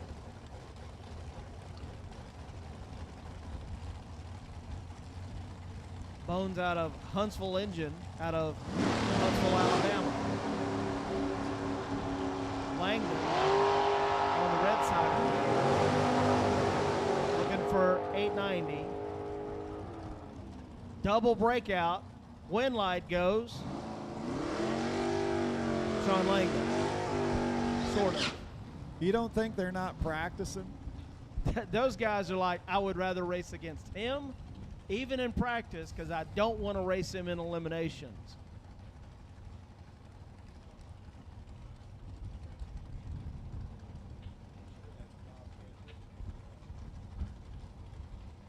Rob Goodrich, Fox, Bodied, Mustang, and Jen Leggett.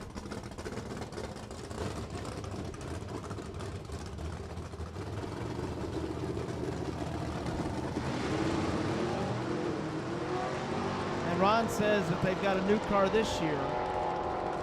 So they've got another one that says, okay, we're going to stick with the new one. She goes 873, 153, 987, 136.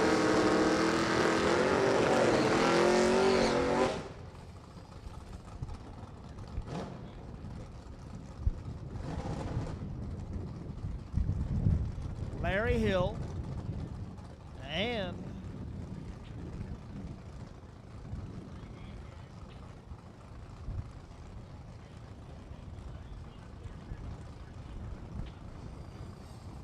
you're right about that. I used to tell people when I was a director of sales and marketing in Memphis that race cars eat money like kids eat candy. There is never enough of it.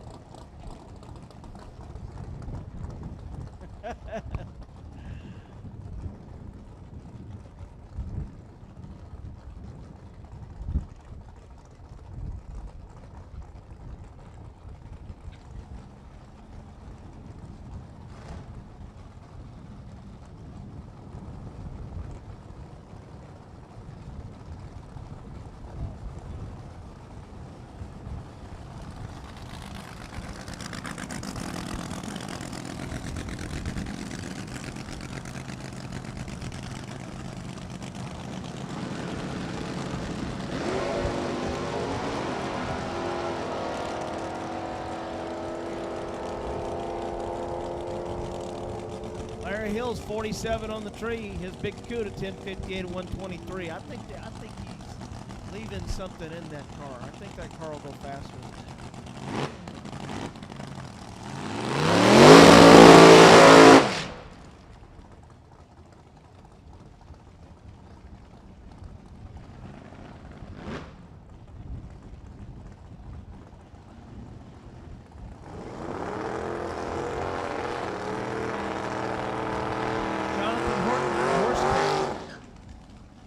In his Mustang.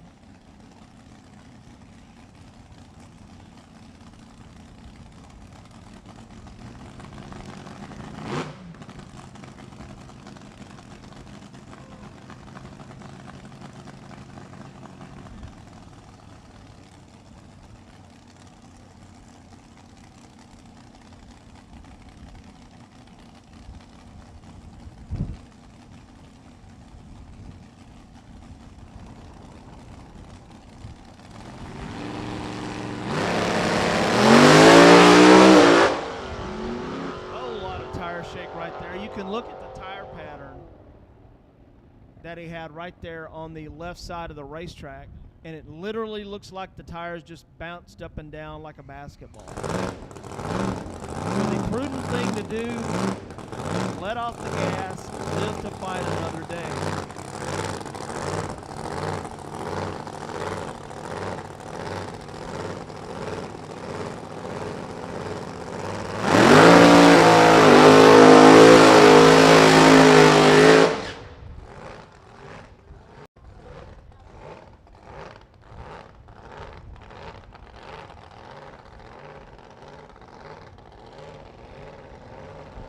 Bob Mandel out of Culioca, Tennessee.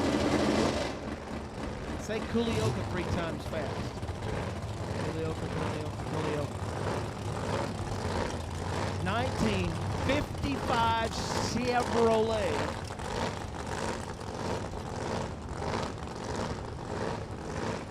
If I'm right, that's a 7/8 scale of an actual 55 Chevrolet. Clean looking race car. That's kind of like the Profab calling card right there. If you want to see who builds the best looking 55, best looking Tri-5 Pro Mod style for top sportsmen, you need to go no further than the guys out of Culioca, Tennessee and Bob Mandel.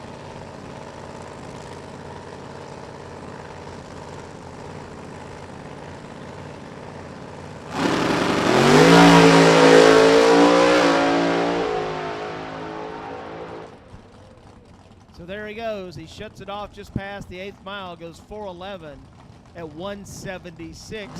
Nice, clean run right down the racetrack. Went 689 and shut it off at about 700 feet. 1.002 at the 60-foot mark. Boy, that'll put you in the trunk, won't it? Nice, clean, smooth run for the Profab team. Tip of the hat, their first pass down the track this weekend. Allison Pro's in her 69 Chevy Camaro. And Marcia Blass. Marcia's 20 the wrong way. Allison 20 the right way.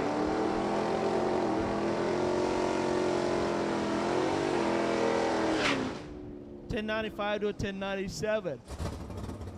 Allison Pro's in the final last weekend there at Lucas Oil Indianapolis Raceway Park was our runner-up. It's Super Street. Yep.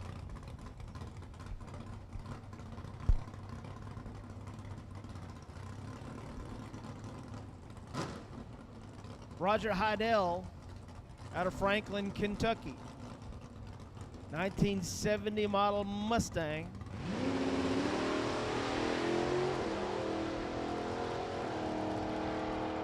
Taking his tour.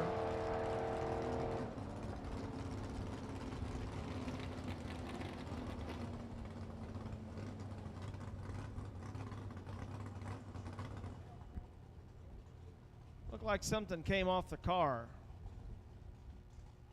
Yeah, it's one thing you got to do whenever you're picking up parts off a racetrack. Make sure they're not too hot.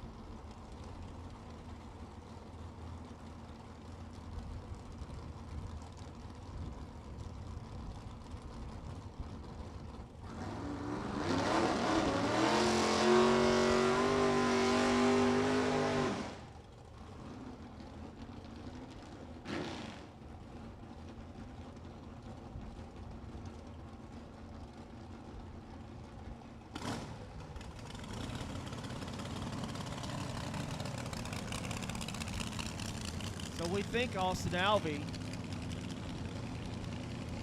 is driving Tyler Bohannon's car, which used to look like some of Cummings' cars.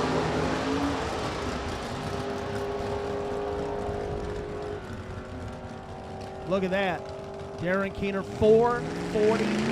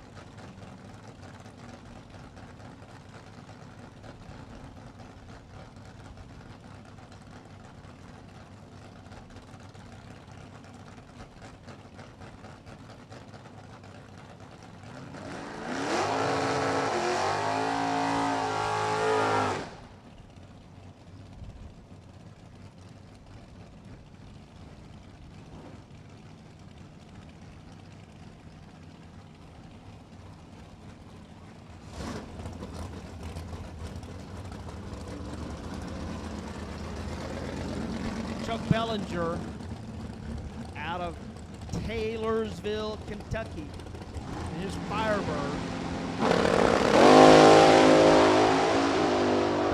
Scott Parker, Carbon, runs 4:55. Scott goes 4:55, 1:52. Chuck Bellinger, 10:77, 95 miles an hour. I think that's the second time in a row he's clipped that car. I bet he's trying something. That's what my bet is, guys. Inquiring minds want to know, what is he doing to that car that he's clicked it off twice? I'll leave it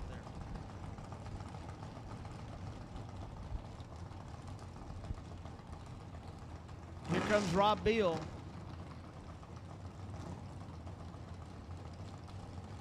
Dollar Bill.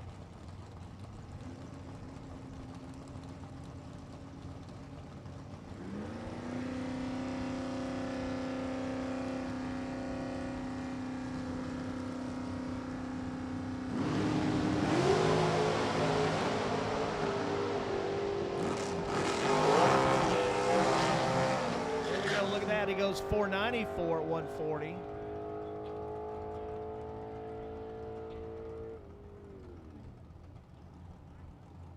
To 104 miles an hour. He ran 494 to the 8th.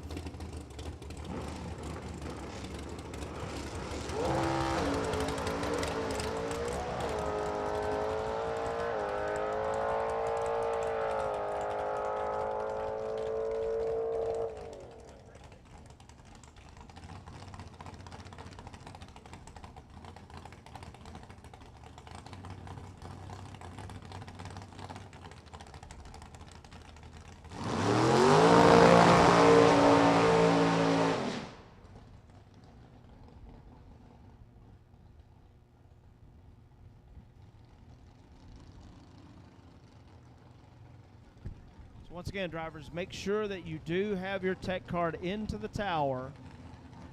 So we've got your name on file, as Warren keeps pounding it in my head so we know who to pay on Sunday.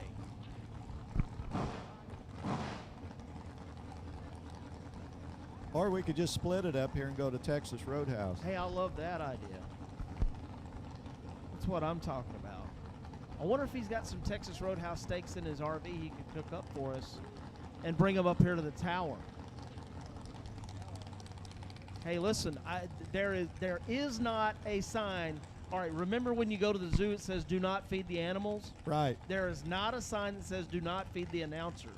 That's right. That sign does not exist. I didn't know if he was going to call us animals or announcers.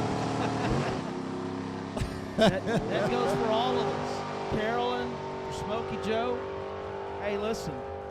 You cook it, we'll eat it. 008 on the tree. Whoa! How about that, Ron? I'm telling you, 8,900. That'll make you smile. And look at the first number. 8,000 from a perfect run. 8 ow pack in Super Comp. Here comes Terry. There's Terry Campbell. Hopefully he's got a refrigerator in his motorhome this weekend that works. Yeah, you said he was looking for a cooler last weekend in Indianapolis. Our sound man Dennis was able to get him a cooler. He had one down there in his stock of equipment that keeps all the announcers sounding good. There you go. Terry was able to at least eat last weekend. That's what I'm talking about.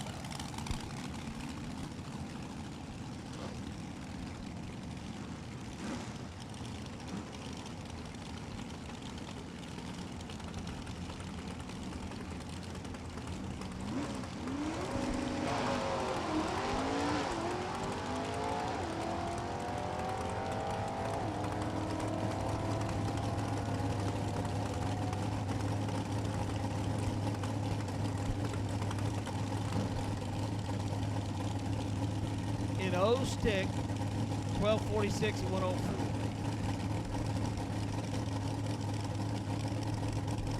Said the margin of victory was 3 seconds. That's what it says.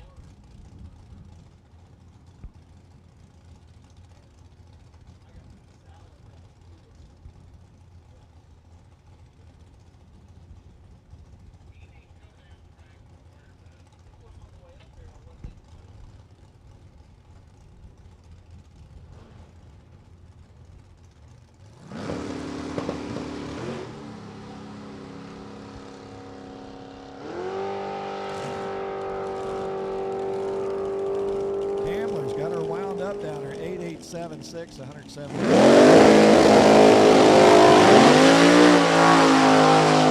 So this car on the right side is Larry Mays, the Mays powder coating car, best appearing at one of our former Jegs Super Quick races.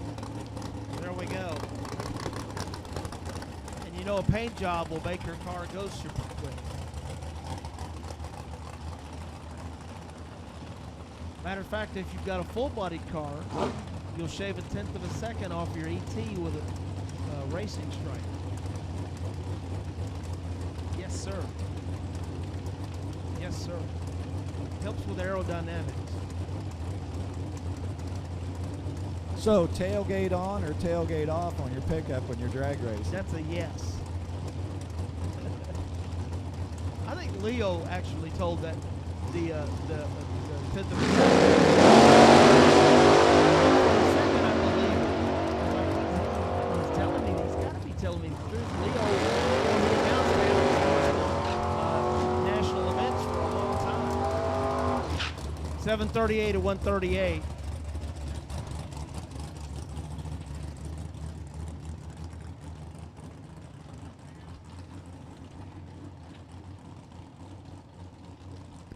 Jim Costello. That is a Firebird. That is not a Camaro.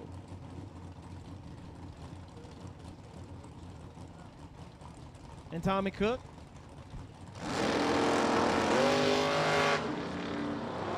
Looked like two super gas cars. They're on the gas, they're off the gas, they're back on the gas. The red light says left side 975. He'll have to take some of that off. 153 miles an hour. The 984.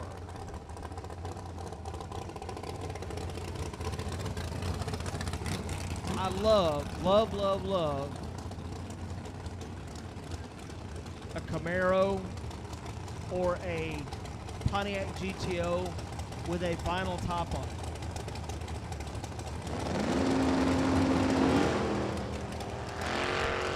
Greg Carter, something happened.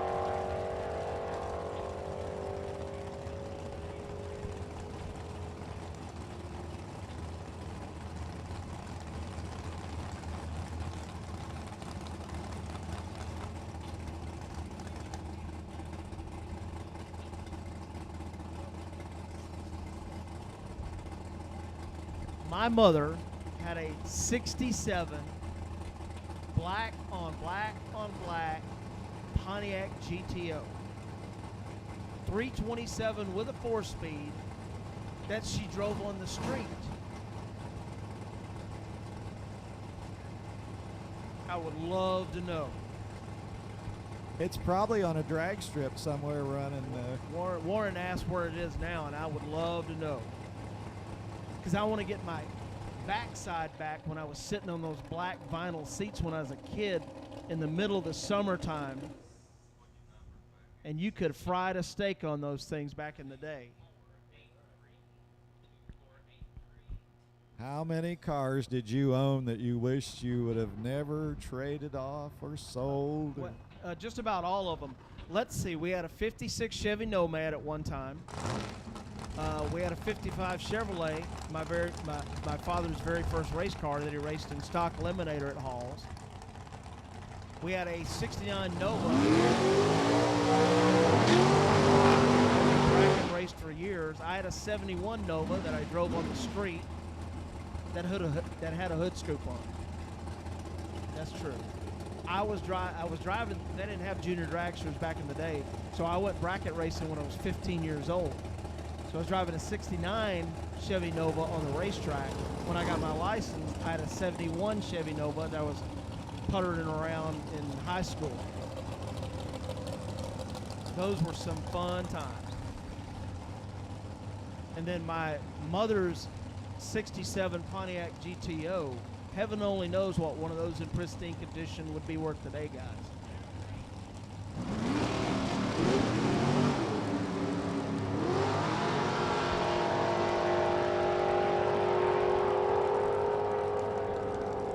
right down the Jegs side, looking for 890, goes 874. He'll have to dial that back 181 miles an hour.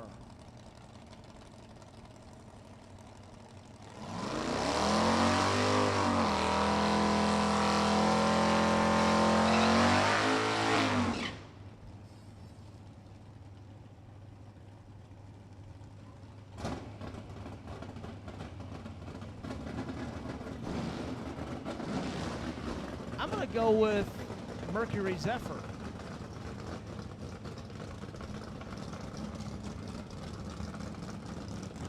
So the consensus is that's a Mercury Zephyr instead of a Ford Fairmont. Now, Don Bowles from Kentucky, I think he won a Modified World Championship with a Ford Fairmont. Uh-oh. That, to me, looks like a broken axle, guys. Nope, that's a drive shaft. I see something on, looks like it's a broken drive shaft.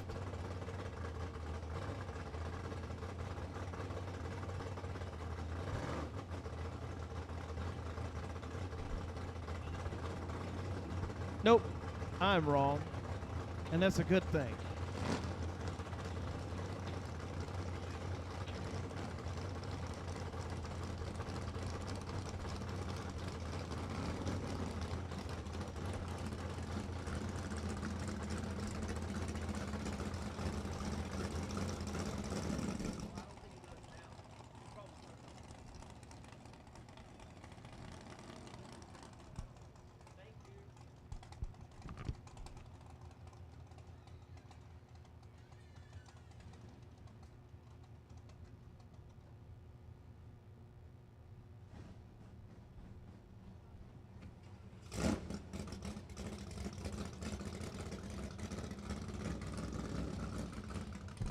Okay, I'm not going to tell you what Joe Bellinger lists his occupation as.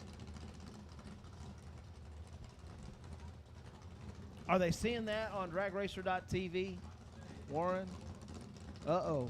Oh, Lord. We might have to cover that up. Like a piece of black electrical tape or something like that.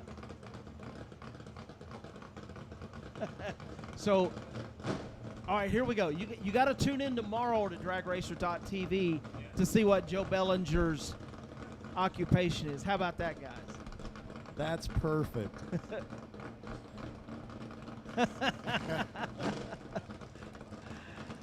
Oh, me. But I tell you what, we're all digging his stick car. It says Superstock H on the window. We'll take him at his word for it. I don't know if we're going to take him at his word for it for his occupation. But again, we have to tune in tomorrow. All right, hands up in the tower. How many folks like stick cars? Wait a minute, Joe. Smoking Joe. If you like stick car, do the wave up in the tower. There we go. That's what I'm talking about, fellas. Anthony Hughes out of McDonough, Georgia. He's 66 two times. Love them stick cars. He's going to wind it up and let it loose, and we'll listen in.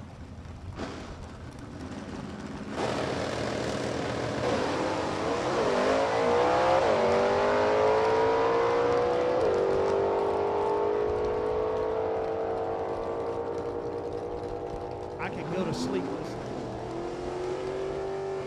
Man. It's a beautiful sound. 971 to 134.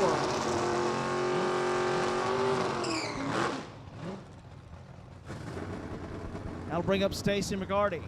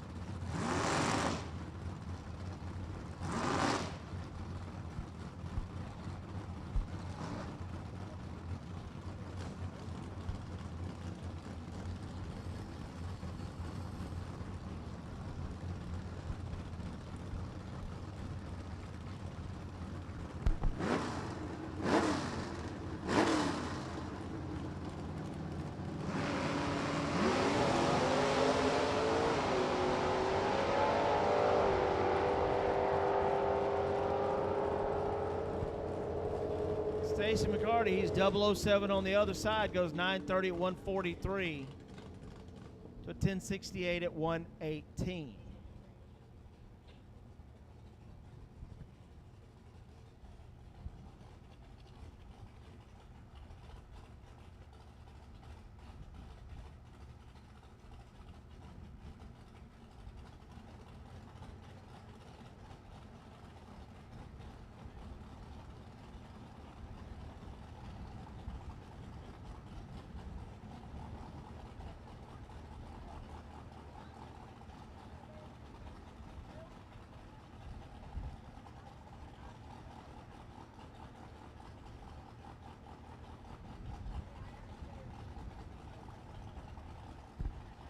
So once again, we just want to say a big thank you to all the folks that are supporting this weekend's fun here in Bowling Green. Big, huge thank you to Phil Oakley for partnering with Top Sportsman and Top Dragster. Haggerty for their support of the Stock and Super Stock combo coming up tomorrow night. Ron, your friend Jegs, a supporter in the Jegs Super Quick Series. That's just like a fun race to watch right there. This whole weekend is just, hey, this is heaven on earth. This is a lot of good activities. We'll have the ET classes being part of this. The juniors will be racing this weekend as well. So, and in the ET classes, you can win yourself a Wally in Super Pro, Pro, and Sportsman. How fun is that? And how many drivers have got several choices of what they can race in? I've seen some drivers enter 3 classes. There you go.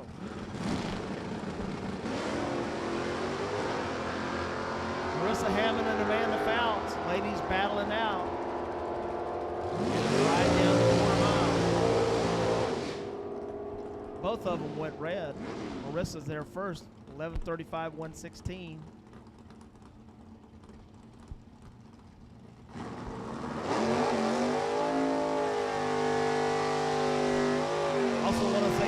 To our friends at Firecracker Performance, as they are proud to bring you the Firecracker Performance Super Quick Shootout.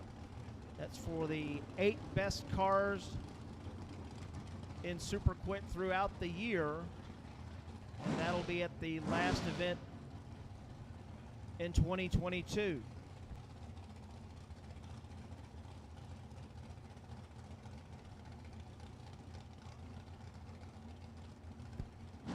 Shayna Miller driving the American chassis. That's over on the Jegs side. Mike Whitworth from Chevy 2 times. Red lights a pair. 4:56 at 1:51.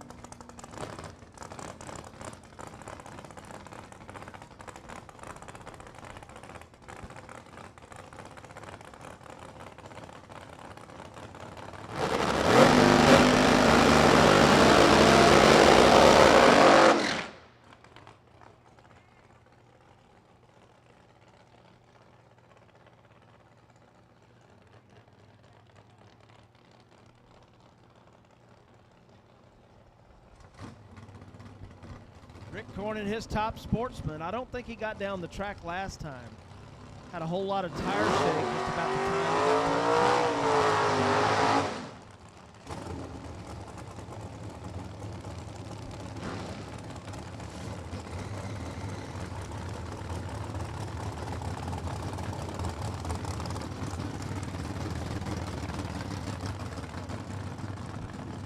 all right, Rick Korn purging the nitrous, pressurizing the line, and Tyler Bohannon will step in. I'm telling you, on our way over here, you'd have never thought it was going to be this nice right now. We went through, looked like we were driving through a hurricane, but boy, it sure is nice now, and we'll take it.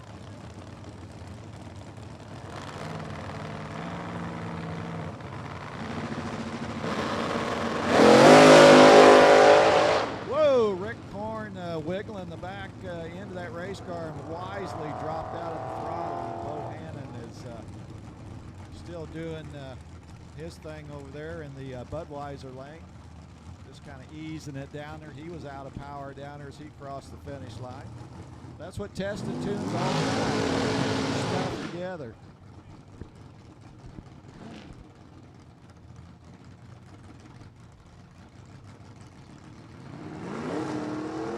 Jeff Sharp and that gorgeous Chevelle. He's spinning tires down the box. This is Chris Mullins and Harley Mullins, the crew chief. Chris Mullins, all 6'6" of him in that race car. And when he was running junior dragsters at a track I used to announce at, they were always moving the pedals and having to change the car as he was growing through his young years. But Chris Mullins won the race down there in the Jegs Super Quick down there in St. Louis last year. They tore some equipment up this year at Worldwide Technology Raceway at Gateway. Finally got all the parts back together, got the engine put together. They were up 1 o'clock this morning getting that engine dropped into the dragster, so they're just trying to see if everything's okay. And Mullins, 753, 136, 454 at the 8th mile as they run the Jegs Super Quick Series again, as I'd mentioned. And Jeff Sharp, 1155 at 111 miles an hour.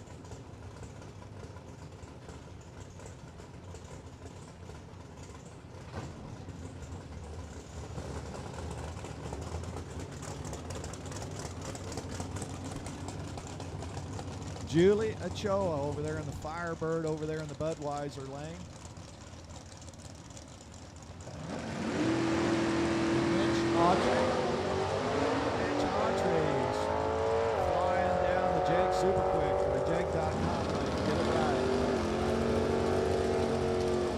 968, 136 miles an hour. And Julie, 980, 135 miles an hour.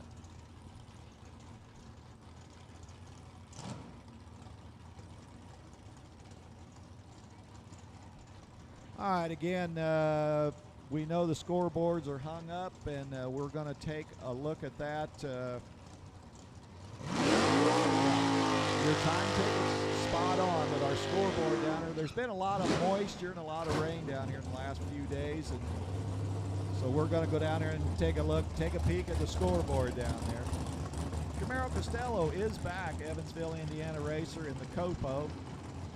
He'll sneak up on the left side of the racetrack. Rusty Fox will join in his truck.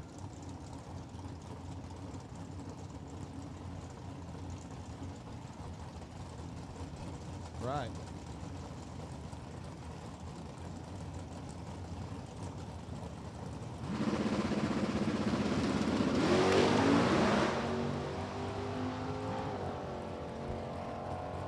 Costello on the slow roll as Fox runs through 956 at 107 miles an hour. Camaro Costello, well, he'll be back in line here in just a second. Maybe things will go a little better for the GoPro.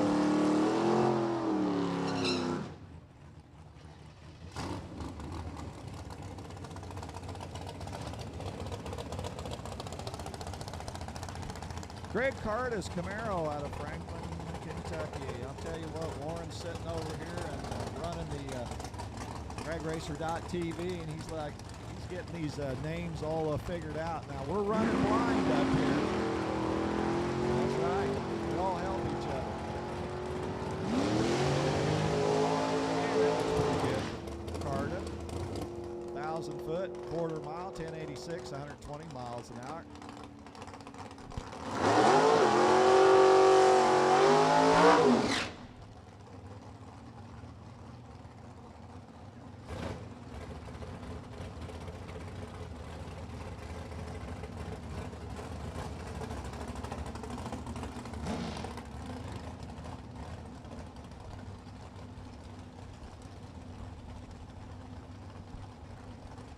Well, we'll call it what? The Honey Creek Collision car. That's out of the pros camp. We're not sure who's testing over there on the left side of the racetrack.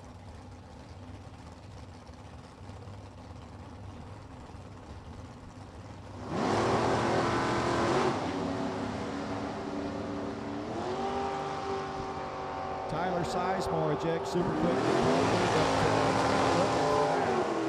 He's looking for the Super Comp number, and that's a good start. 8897 for Tyler Sizemore, 178 miles an hour.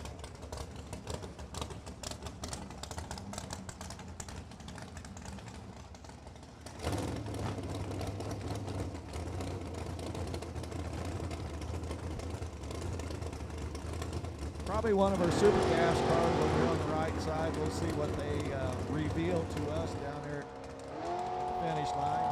Was on the stop, just about 995 at 160 miles an hour. Wow. Didn't unleash the power until 330 foot down track. They'll have to do a little more adjusting, but not too much.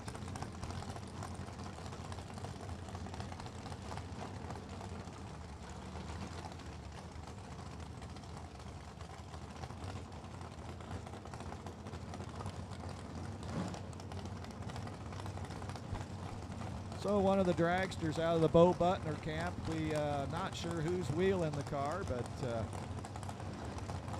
I've seen this car run the Jegs Super quick, and it's ran Super Comp. So I guess we'll just kind of see what happens here.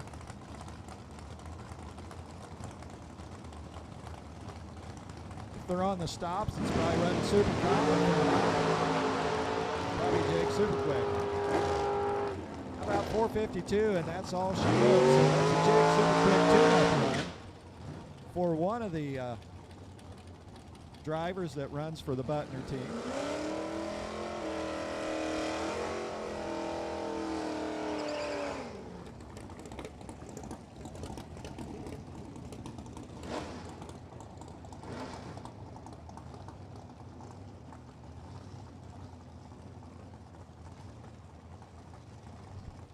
Well, we know Jeff Smith's in the right side, and we know a dragster's in the left side. We just don't know who's driving it because guess what? No tech card up here. Please turn the tech cards in. At least we can brag about you if you cut a perfect light and run a perfect run. How about that? Now that's a good deal. Tire standing tall as it heads down track. Let's look at the dragster.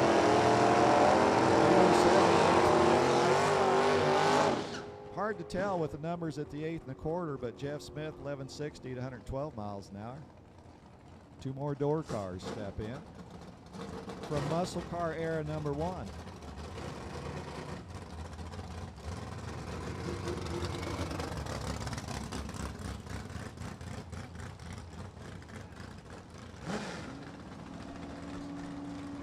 Jonathan Horton, he's going to ride the Mustang down the right side out of Horse Cave, Kentucky. How about that? Mustang, Horse Cave. Horse Cave's not too far from here. How about the wheels up long? You know who did it? The Mustang, 938, 112 miles an hour, 1052, 123 miles an hour for the mystery car. How about the Corvette?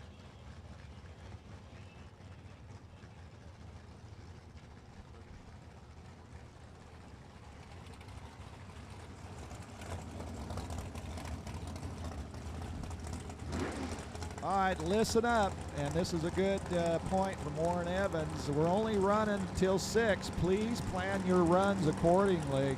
45 minutes from now, it'll be 6 o'clock, so don't miss opportunities to go down track, and you can plan your runs accordingly. How about Tom Reed, 703 on the tree.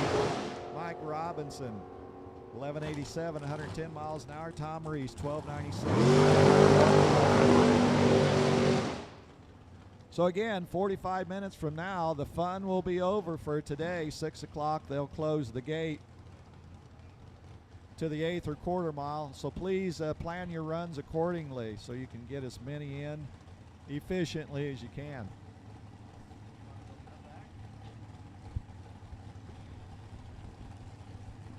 Robert May on the left side of the hot rod, fixing to head down the Budweiser side. So just like was said, we're going to be wrapping everything up today at 6 p.m. So if you plan everything out the right way, you should be able to get at least about 3 more runs in. Maybe? Warren said yes.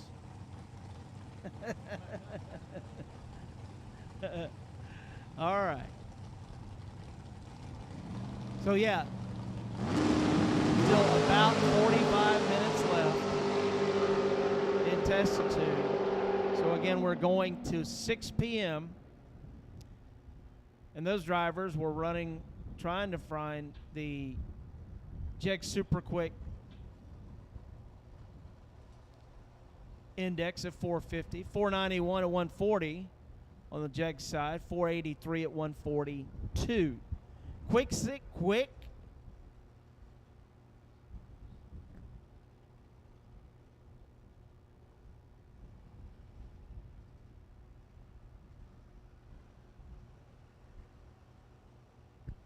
Quick touch up on the track going on.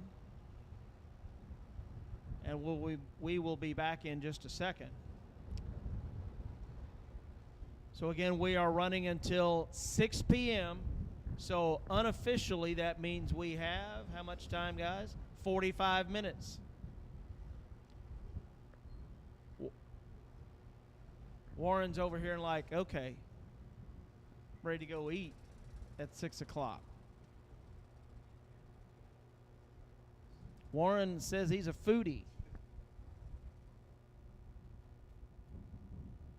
It is about food o'clock.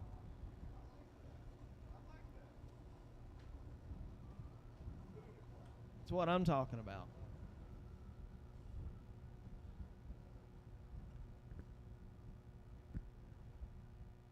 Of course, once I get checked in to the hotel, I'm going to be eating a salad that I bought at the Kroger. You know the Kroger whenever you're coming right in on 31.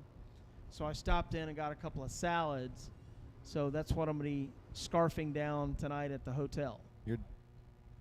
Uh-oh. But, well, it balances out because I had honey buns and Little Debbie cakes and stuff like that on the way up here. So you got to kind of, you know.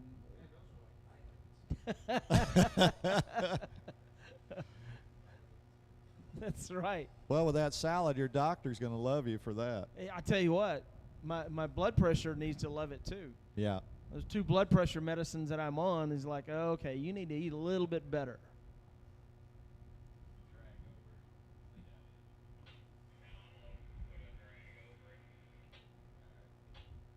So word comes out, we're going to spray the track, drag it, and then we'll be back to action. Once again, we're running until 6 p.m. today, and then we will be done. Smoke and Joe says, he says it's about food 30 o'clock too. I heard that. So word says what Joe really did say was we're going to be shutting the lanes off at about 5:45 so we can be done at 6.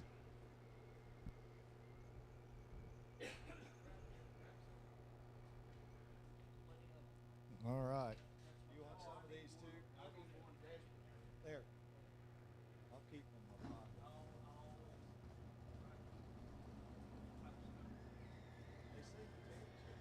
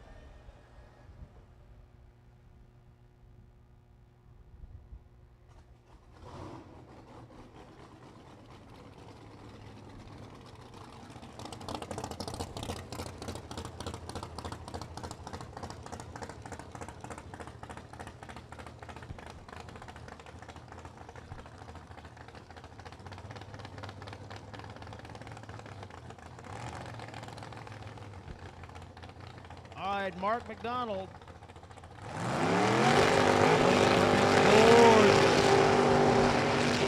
Ford Mustang. Doing about a 7,500 foot burnout.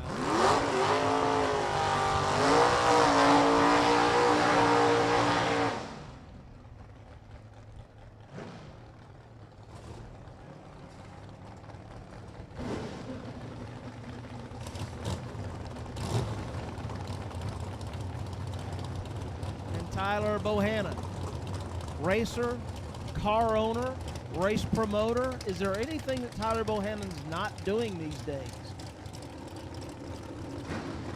He's driving his hot rod. He's promoting races. He's a car owner.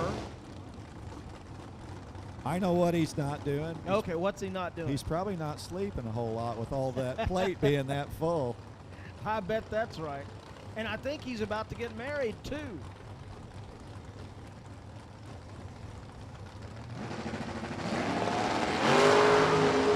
Oh.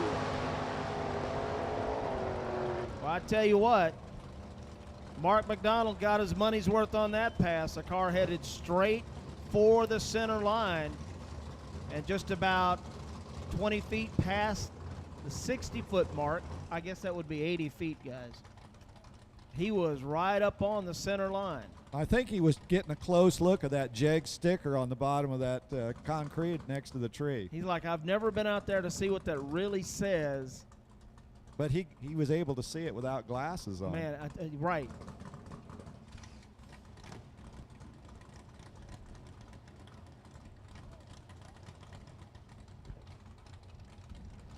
All right. That'll bring up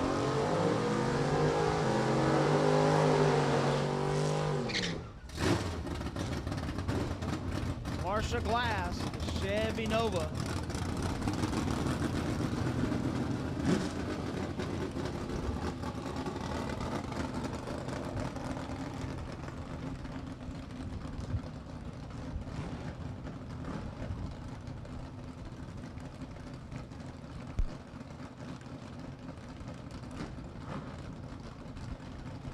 So once again, if your name is mispronounced or what have you, please see someone with the radio in the pits and say, hey, tell the announcer, here's the way you say it. So I will apologize in advance for the entire team here this weekend.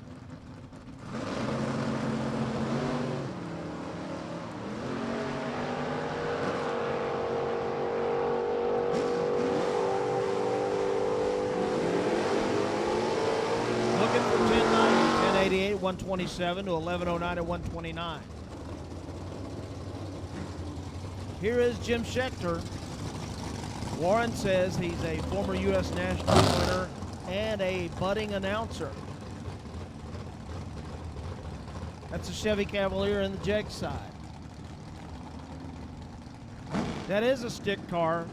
We're all fans up here in the tower. Smokey Joe's digging it.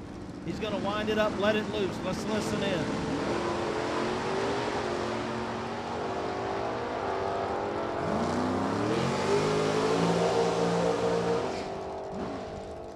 Schechter out the quarter mile, 9:58 to 1:38.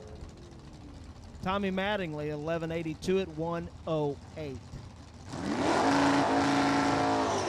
Here's a thought. Why don't we have like a stick car burnout contest across the finish line? Not across the finish line, but across the starting line. Who can do the best burnout? I'm all in favor of it. Of course, they might say, wait a minute, who's going to pay for the tires and all that stuff? There's Brian Phillips in his Buick Grand Sport. Jeremiah Hall.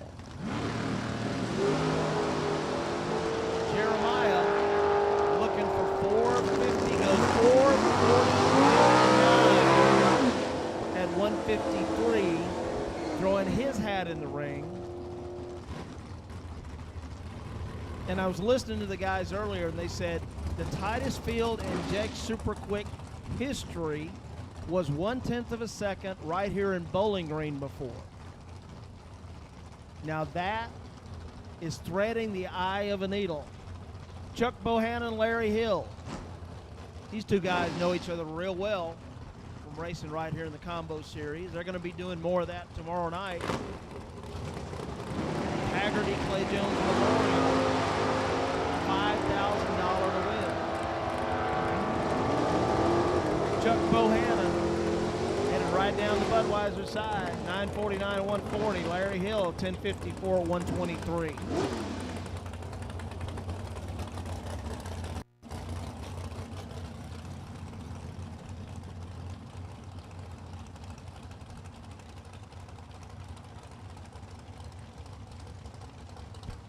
Jason Satterley, big wheels up, airing out the front end.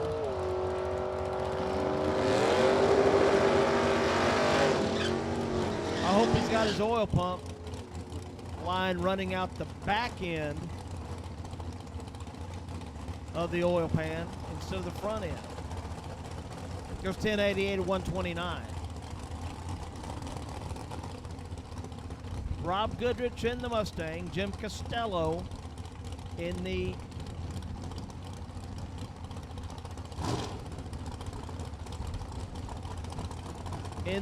Firebird.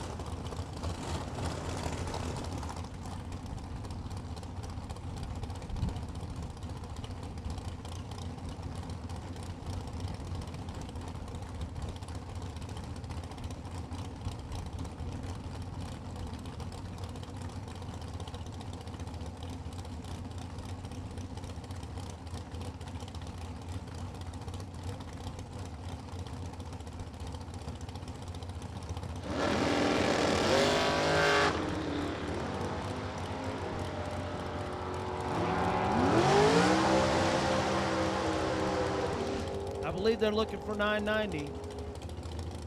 988 to 986. 137 to 154. That tells you who has the throttle stop on longer. The bigger mile an hour is on the stop a lot longer. Then he comes off, blasts off down the racetrack. Here's something I'm wondering, guys. Why doesn't somebody put the throttle stop on at the end of the racetrack? I just haven't seen that lately. And both the guys up here are saying, yep, some of those guys do it. So that would be, to me, that would be, all of a sudden you got a car driving past you doing 170 miles an hour and you're doing 120. 981 153 to an 876 at 176.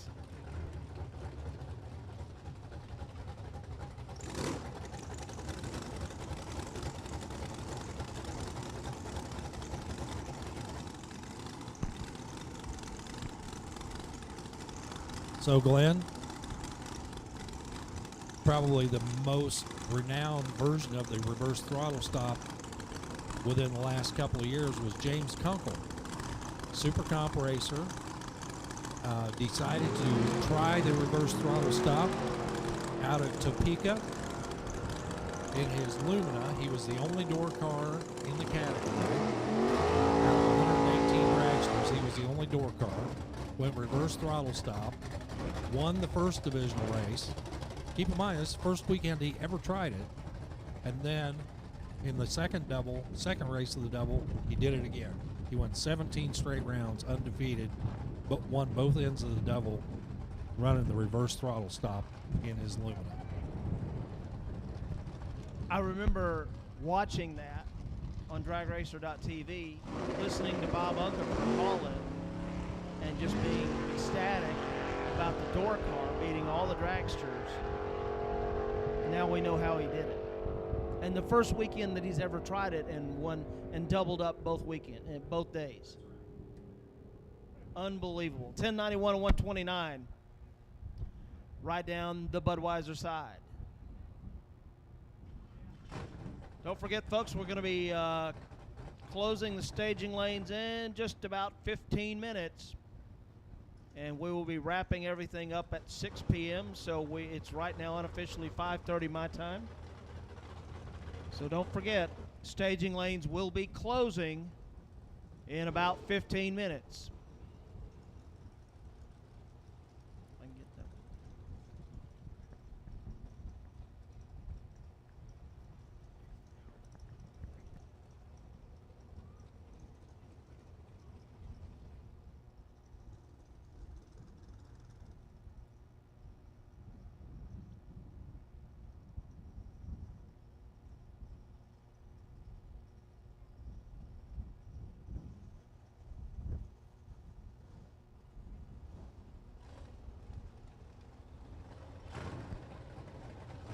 Well, Roger Heidel coming up in his Mustang. And I certainly hope I'm pronouncing that correctly. So once again, if I'm mispronouncing one of the names, please see someone with a radio and say, hey, here's how you say that.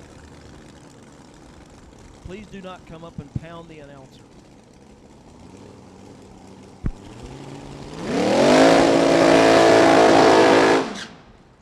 Well, you know, if they come up and pound the announcer, then they have to take over announcing the rest of the weekend. Oh, well, there you go.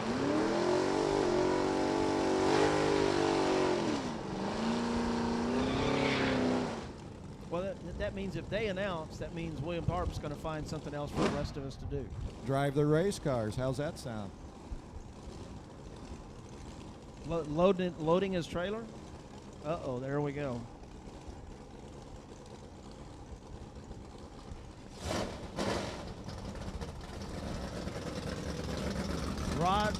Roger Heidel, Rusty Fox. Rusty Fox in the shorty. So these are kind of new. They've only been out for what, maybe 4 or 5 years. Finish line better when you're closer to it. He goes 4:51.1 at 1:55, throwing his hat into the party for the Jegs Super Quick race.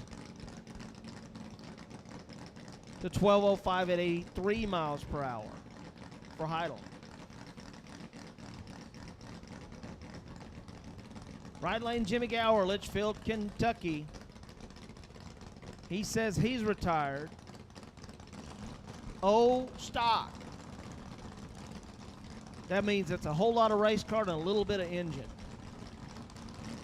Basically, souped up sewing machine. It was kind of interesting last weekend with the Winners Division 3 Lucas Oil race. The popular occupation was retired or electrician or engineer. Or contractor. That's all I learned. A lot of those contractors out there too.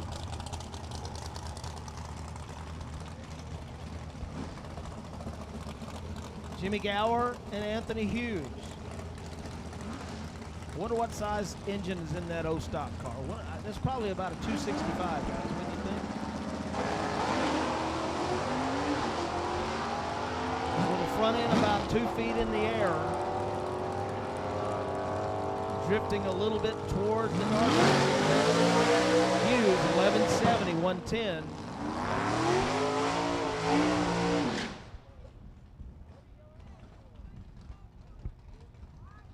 Gower, the car slowing to a 15-second run, and something happened on the starting line. I see something laying in the lane.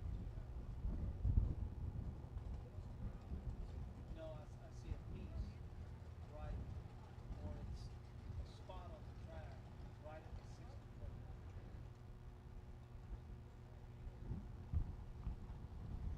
Hey, we do appreciate racers when they detect a problem like this. They, as fast as they safely can pull over to the side. We do appreciate that, racers that do that.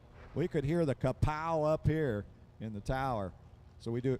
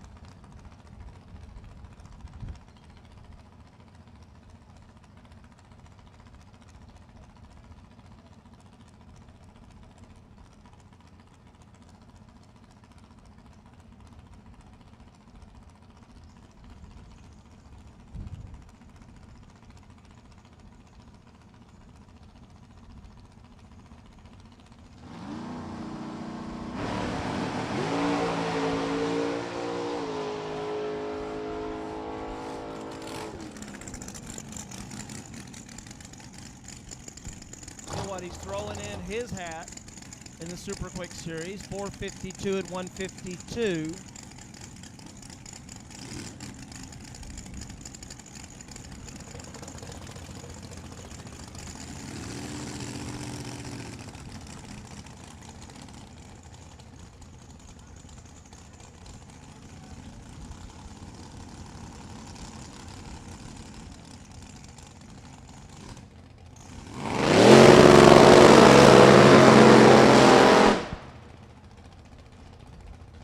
Robert May and his Danny Nelson chassis dragster all the way up from Kinsey, Alabama.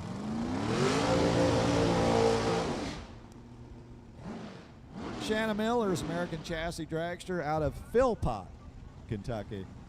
That's Phil Oakley's hometown, or where the business is, or both.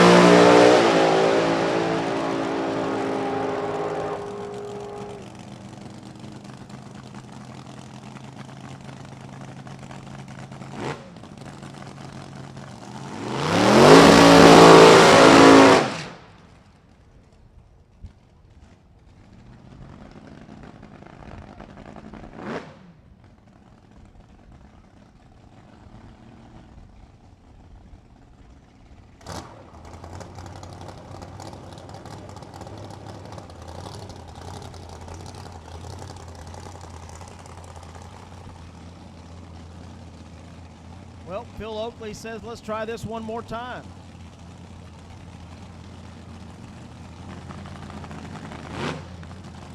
So what happened were, right? What had happened were is we think the car actually hooked up on the burnout, and the shutoff system just kind of shut the car off. Something to that effect.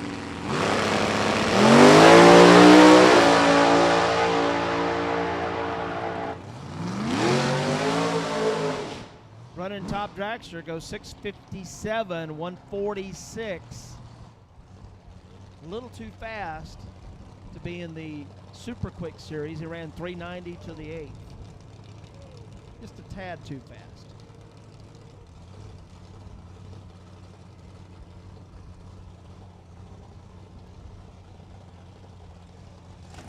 That's what it is. They're trying out new tires, according to Warren. Here's Phil Oakley.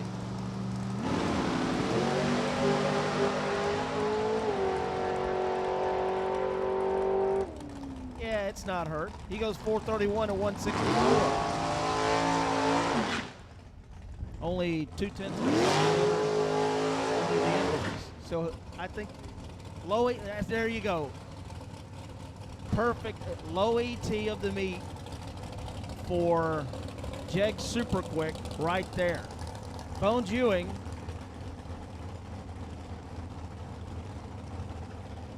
and Sean Langdon. This is what, the third time these guys have matched up against each other in Test and Tuning today. You think they like racing each other on Test and Tune Day, Don? Either that or they're best 2 out of 3. There you go. They're 2 out of 3 falls for the NWA World Heavyweight Championship. They're match racing. That's it. You got a sweet spot down there on the Christmas tree, and you got to find it. Consistency is so key in all of drag racing, from getting it down there and staging it. Well, Bones was 008. Langdon went red So Ewing must have psyched him out a little bit.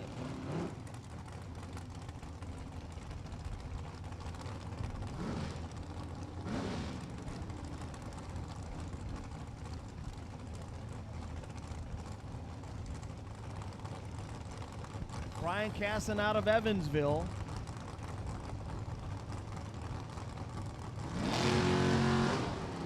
Running Super Comp. Sounds like he was immediately on the throttle stop. Must have a big engine in there. 930, 169. Oops. Yep, sorry about that. That's only 4/10 over the index. So we saw he would be on the bump spot. We just saw the number one qualifier, Jegs Super quick, 3/10 of a second under the index there. Chris Mullins. And Don says they just got a motor put back together.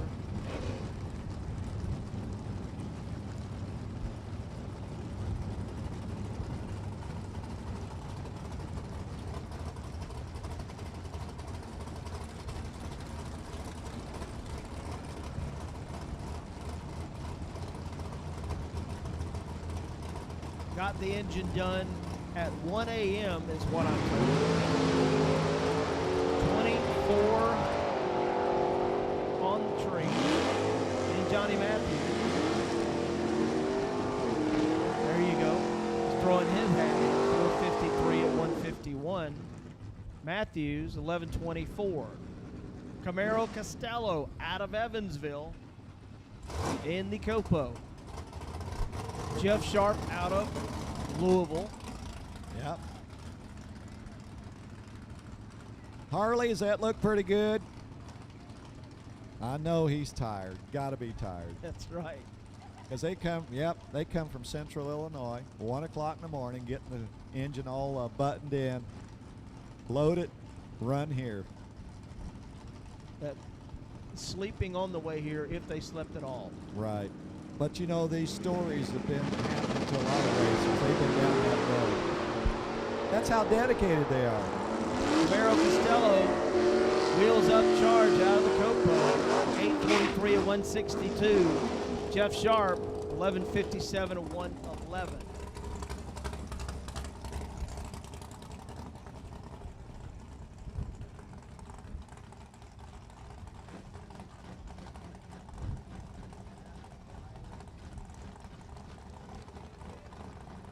Matt Riley, 69 Camaro. Good looking car out of Springfield, Kentucky. I'm going to bet he's trying to look for either a 990 or a 1090. He's on the stop. 117 on the tree. And he missed both of them.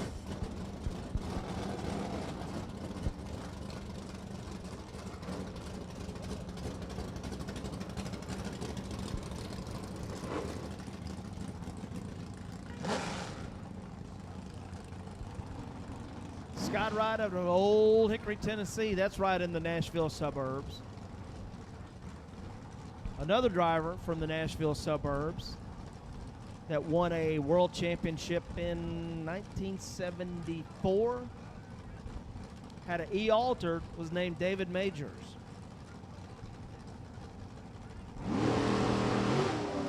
Super Comp numbers what we're looking for.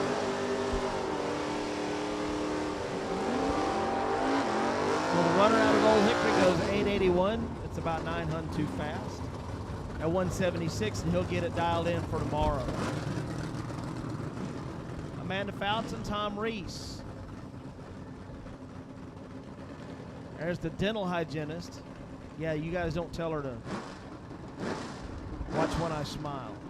It's rough. Tom Reese out of Cincinnati in his 91. That's his Firebird.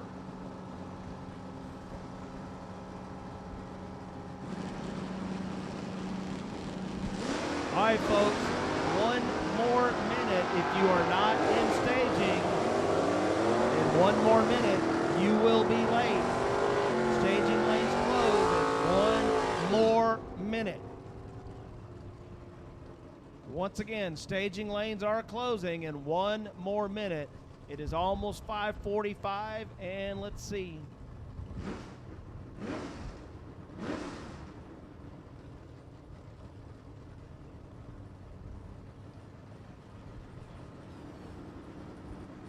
Brett McFarland and Marissa Hammond. Once again, you are not in the staging lane, and you're going to miss it. Did you see Brett McFarland hanging the front wheels about 3 feet in the air? How cool was that? That's how he got 3 feet to the right of where he started. That's it. He goes 10:13 at 1:30. Marissa 11:35 at 1:15.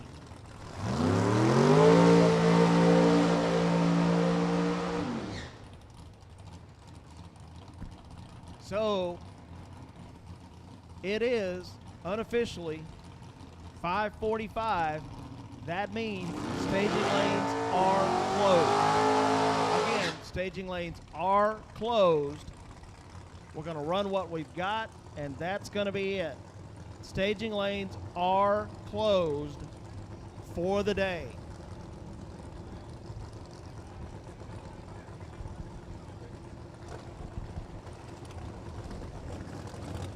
Justin Souders in his Top Sportsman. That is one swoopy looking hot rod.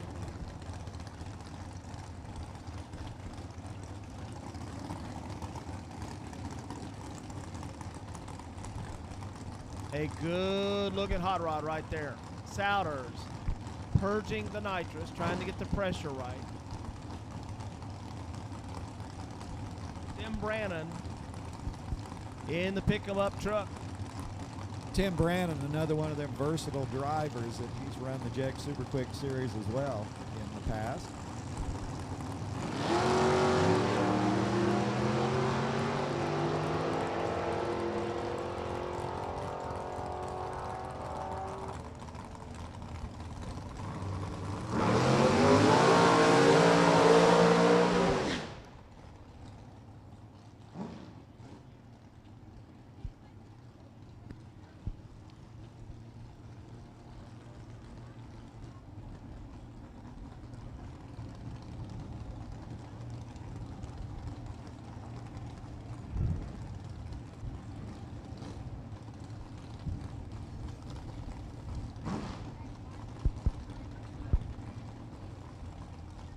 Bob Prose, number 3 in the world last year.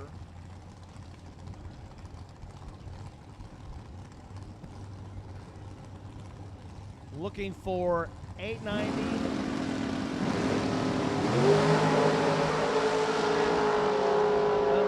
We might be looking for 450. That's what we're looking for.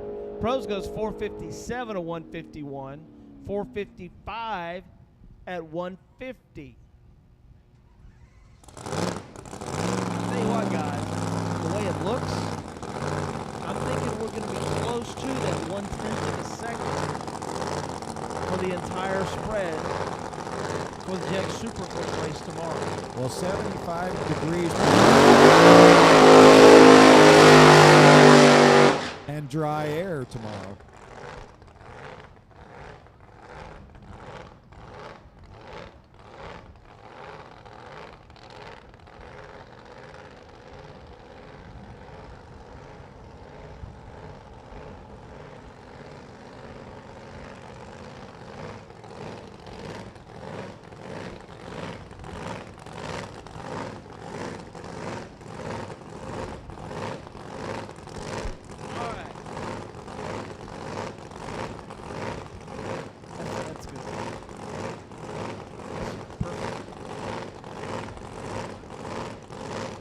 Once again, lanes are closed. Once again, the staging lanes are closed.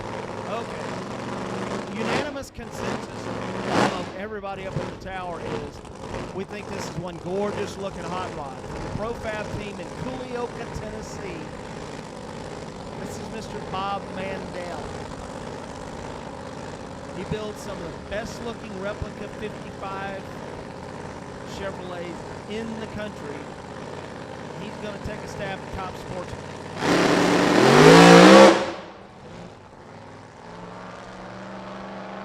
spun the tires, and something came off.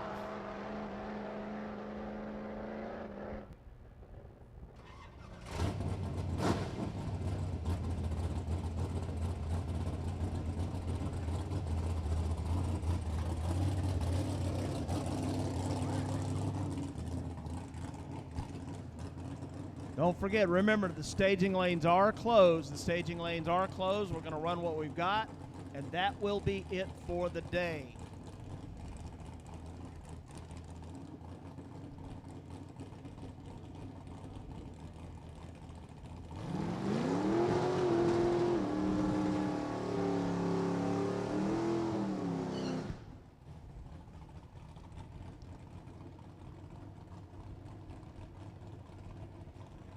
And this is Chris Mullins.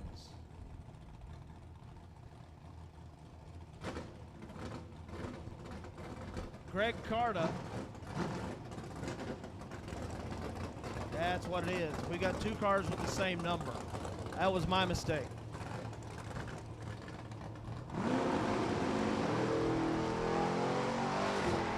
Greg Carta says, oh yeah? Let's see if he can do this. Out the back door, 1086 at 119. He's going to love his reaction time. He was 003. Well, here's Caleb McFarland. Now, earlier, Brett had his stick car in the front end about, 3 feet in the air. We'll take on Stacy McCarty. A couple of the class cars are going to be jumping in the Haggerty Clay Jones Memorial combo for a cool $5,000 tomorrow night.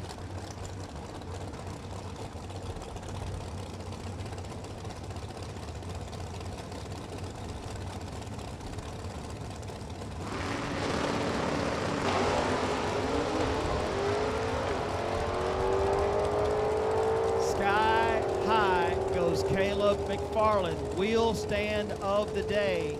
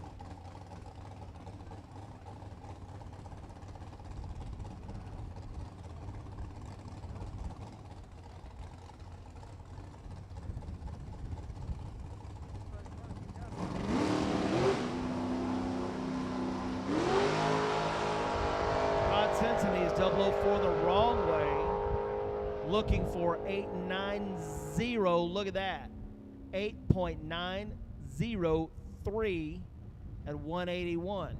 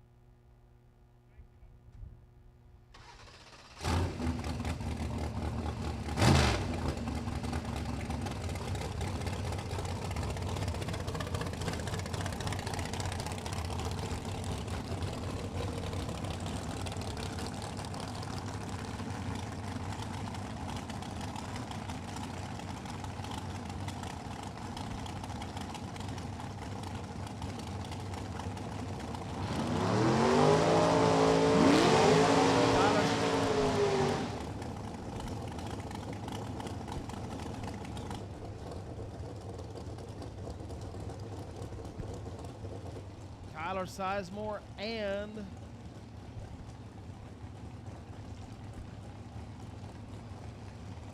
Terry Kamler. Don said he found a cooler for his refrigerator that went out on the fritz last weekend in Indianapolis. Sizemore and Kamler. Kamler with the power chassis, runner out of Freeburg, Illinois.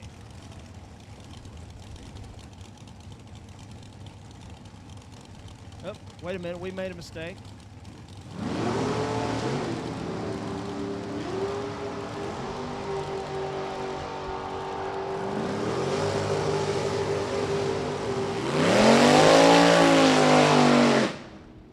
$884, $177.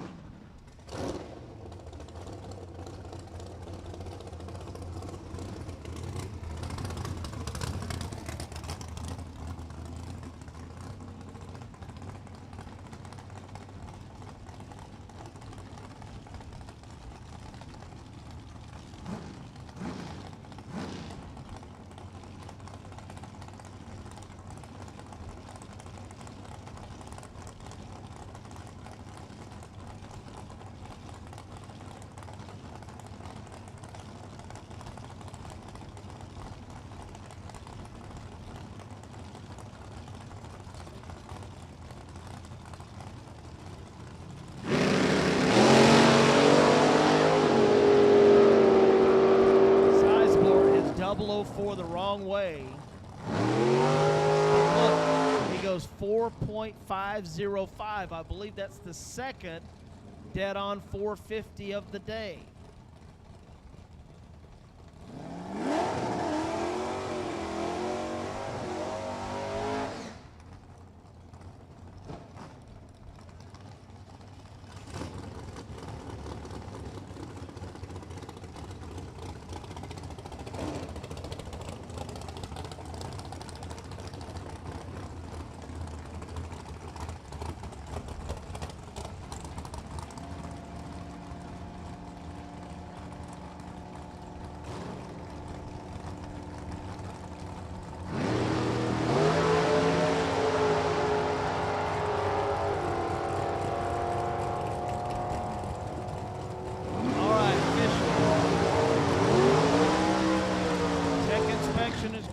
The lanes are closed. It's all closed. We're almost done.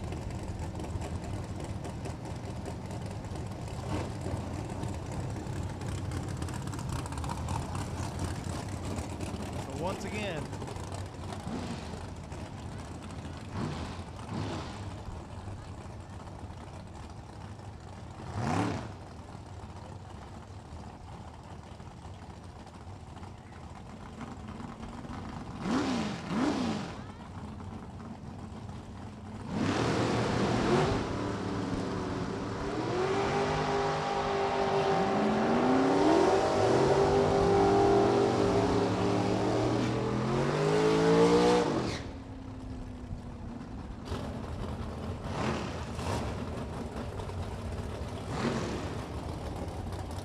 Ryan Locke, the runner out of Indianapolis,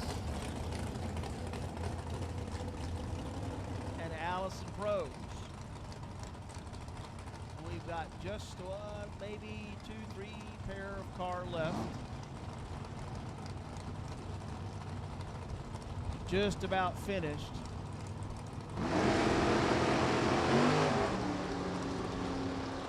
Looking for, we think,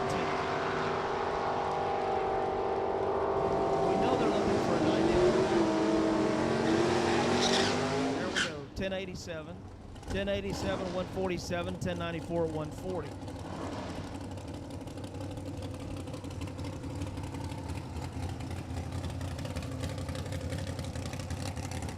Rob Goodrich and Bob Locke. Goodrich, the Mustang.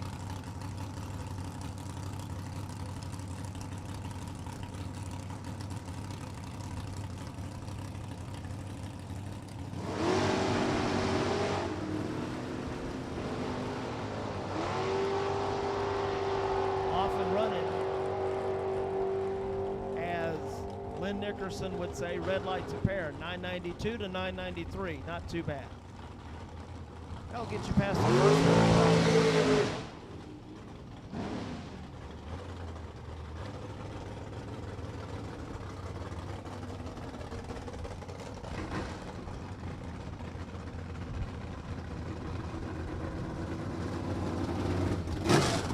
Casson, the runner out of Evansville. We had him earlier.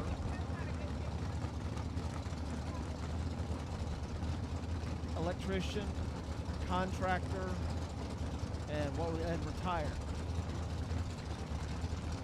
An engineer. Well, if you're an engineer, then you can almost build your own car. If you want to go racing,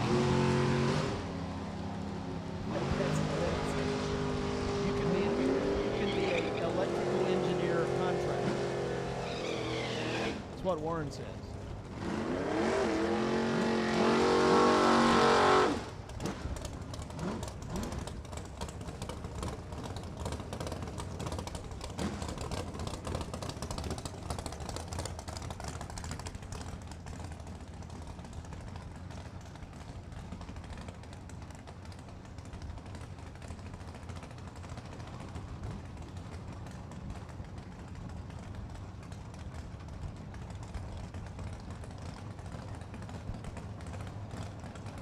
Johnny Matthews in the Mustang. That is a cool looking car right there, about to head right down the Jegs side of the racetrack.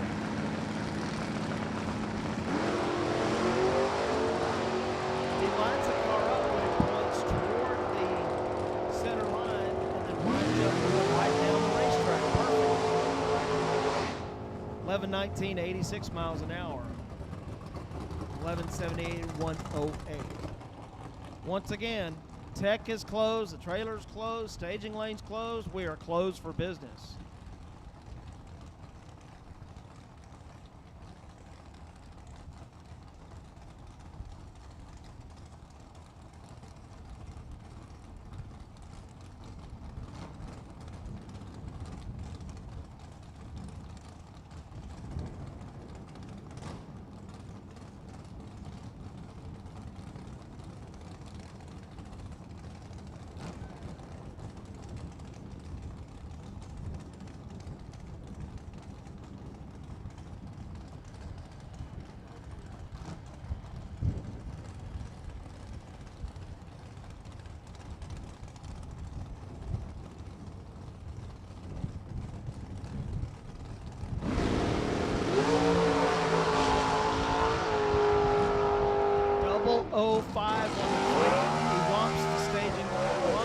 On the big end and still runs 454 at 139. So he's throwing his hat into the Jegs Super quick.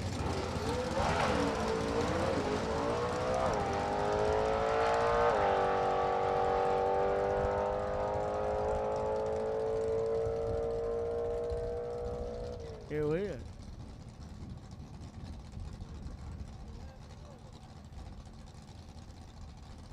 That's good.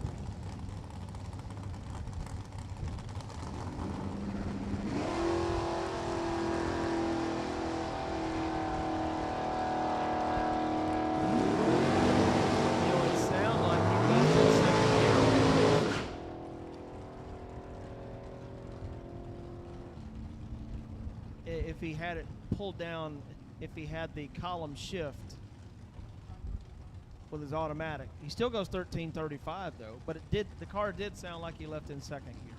He will get that squared away. That car can go a lot faster than that. Jen Leggett and Chris Mullen, and we are just about done for the day. Don't forget, Jen Leggett does have a hot rod for sale on the ground this weekend.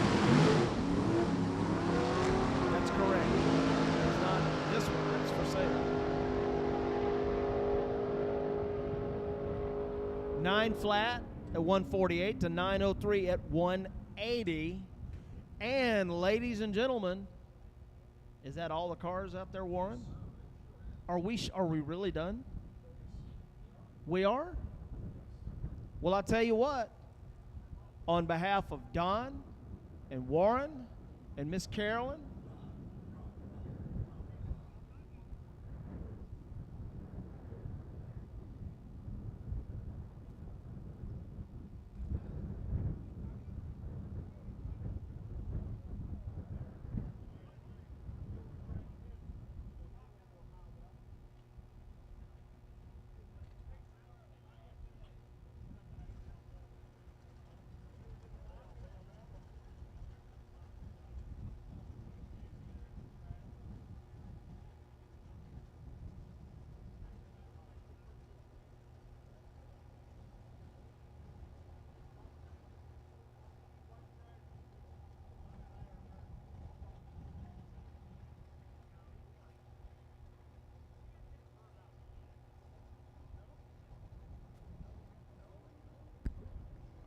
well, ladies and gentlemen, we just want to say thank you so much for hanging in there with us today as they fought the rain and what have you. It was spitting out there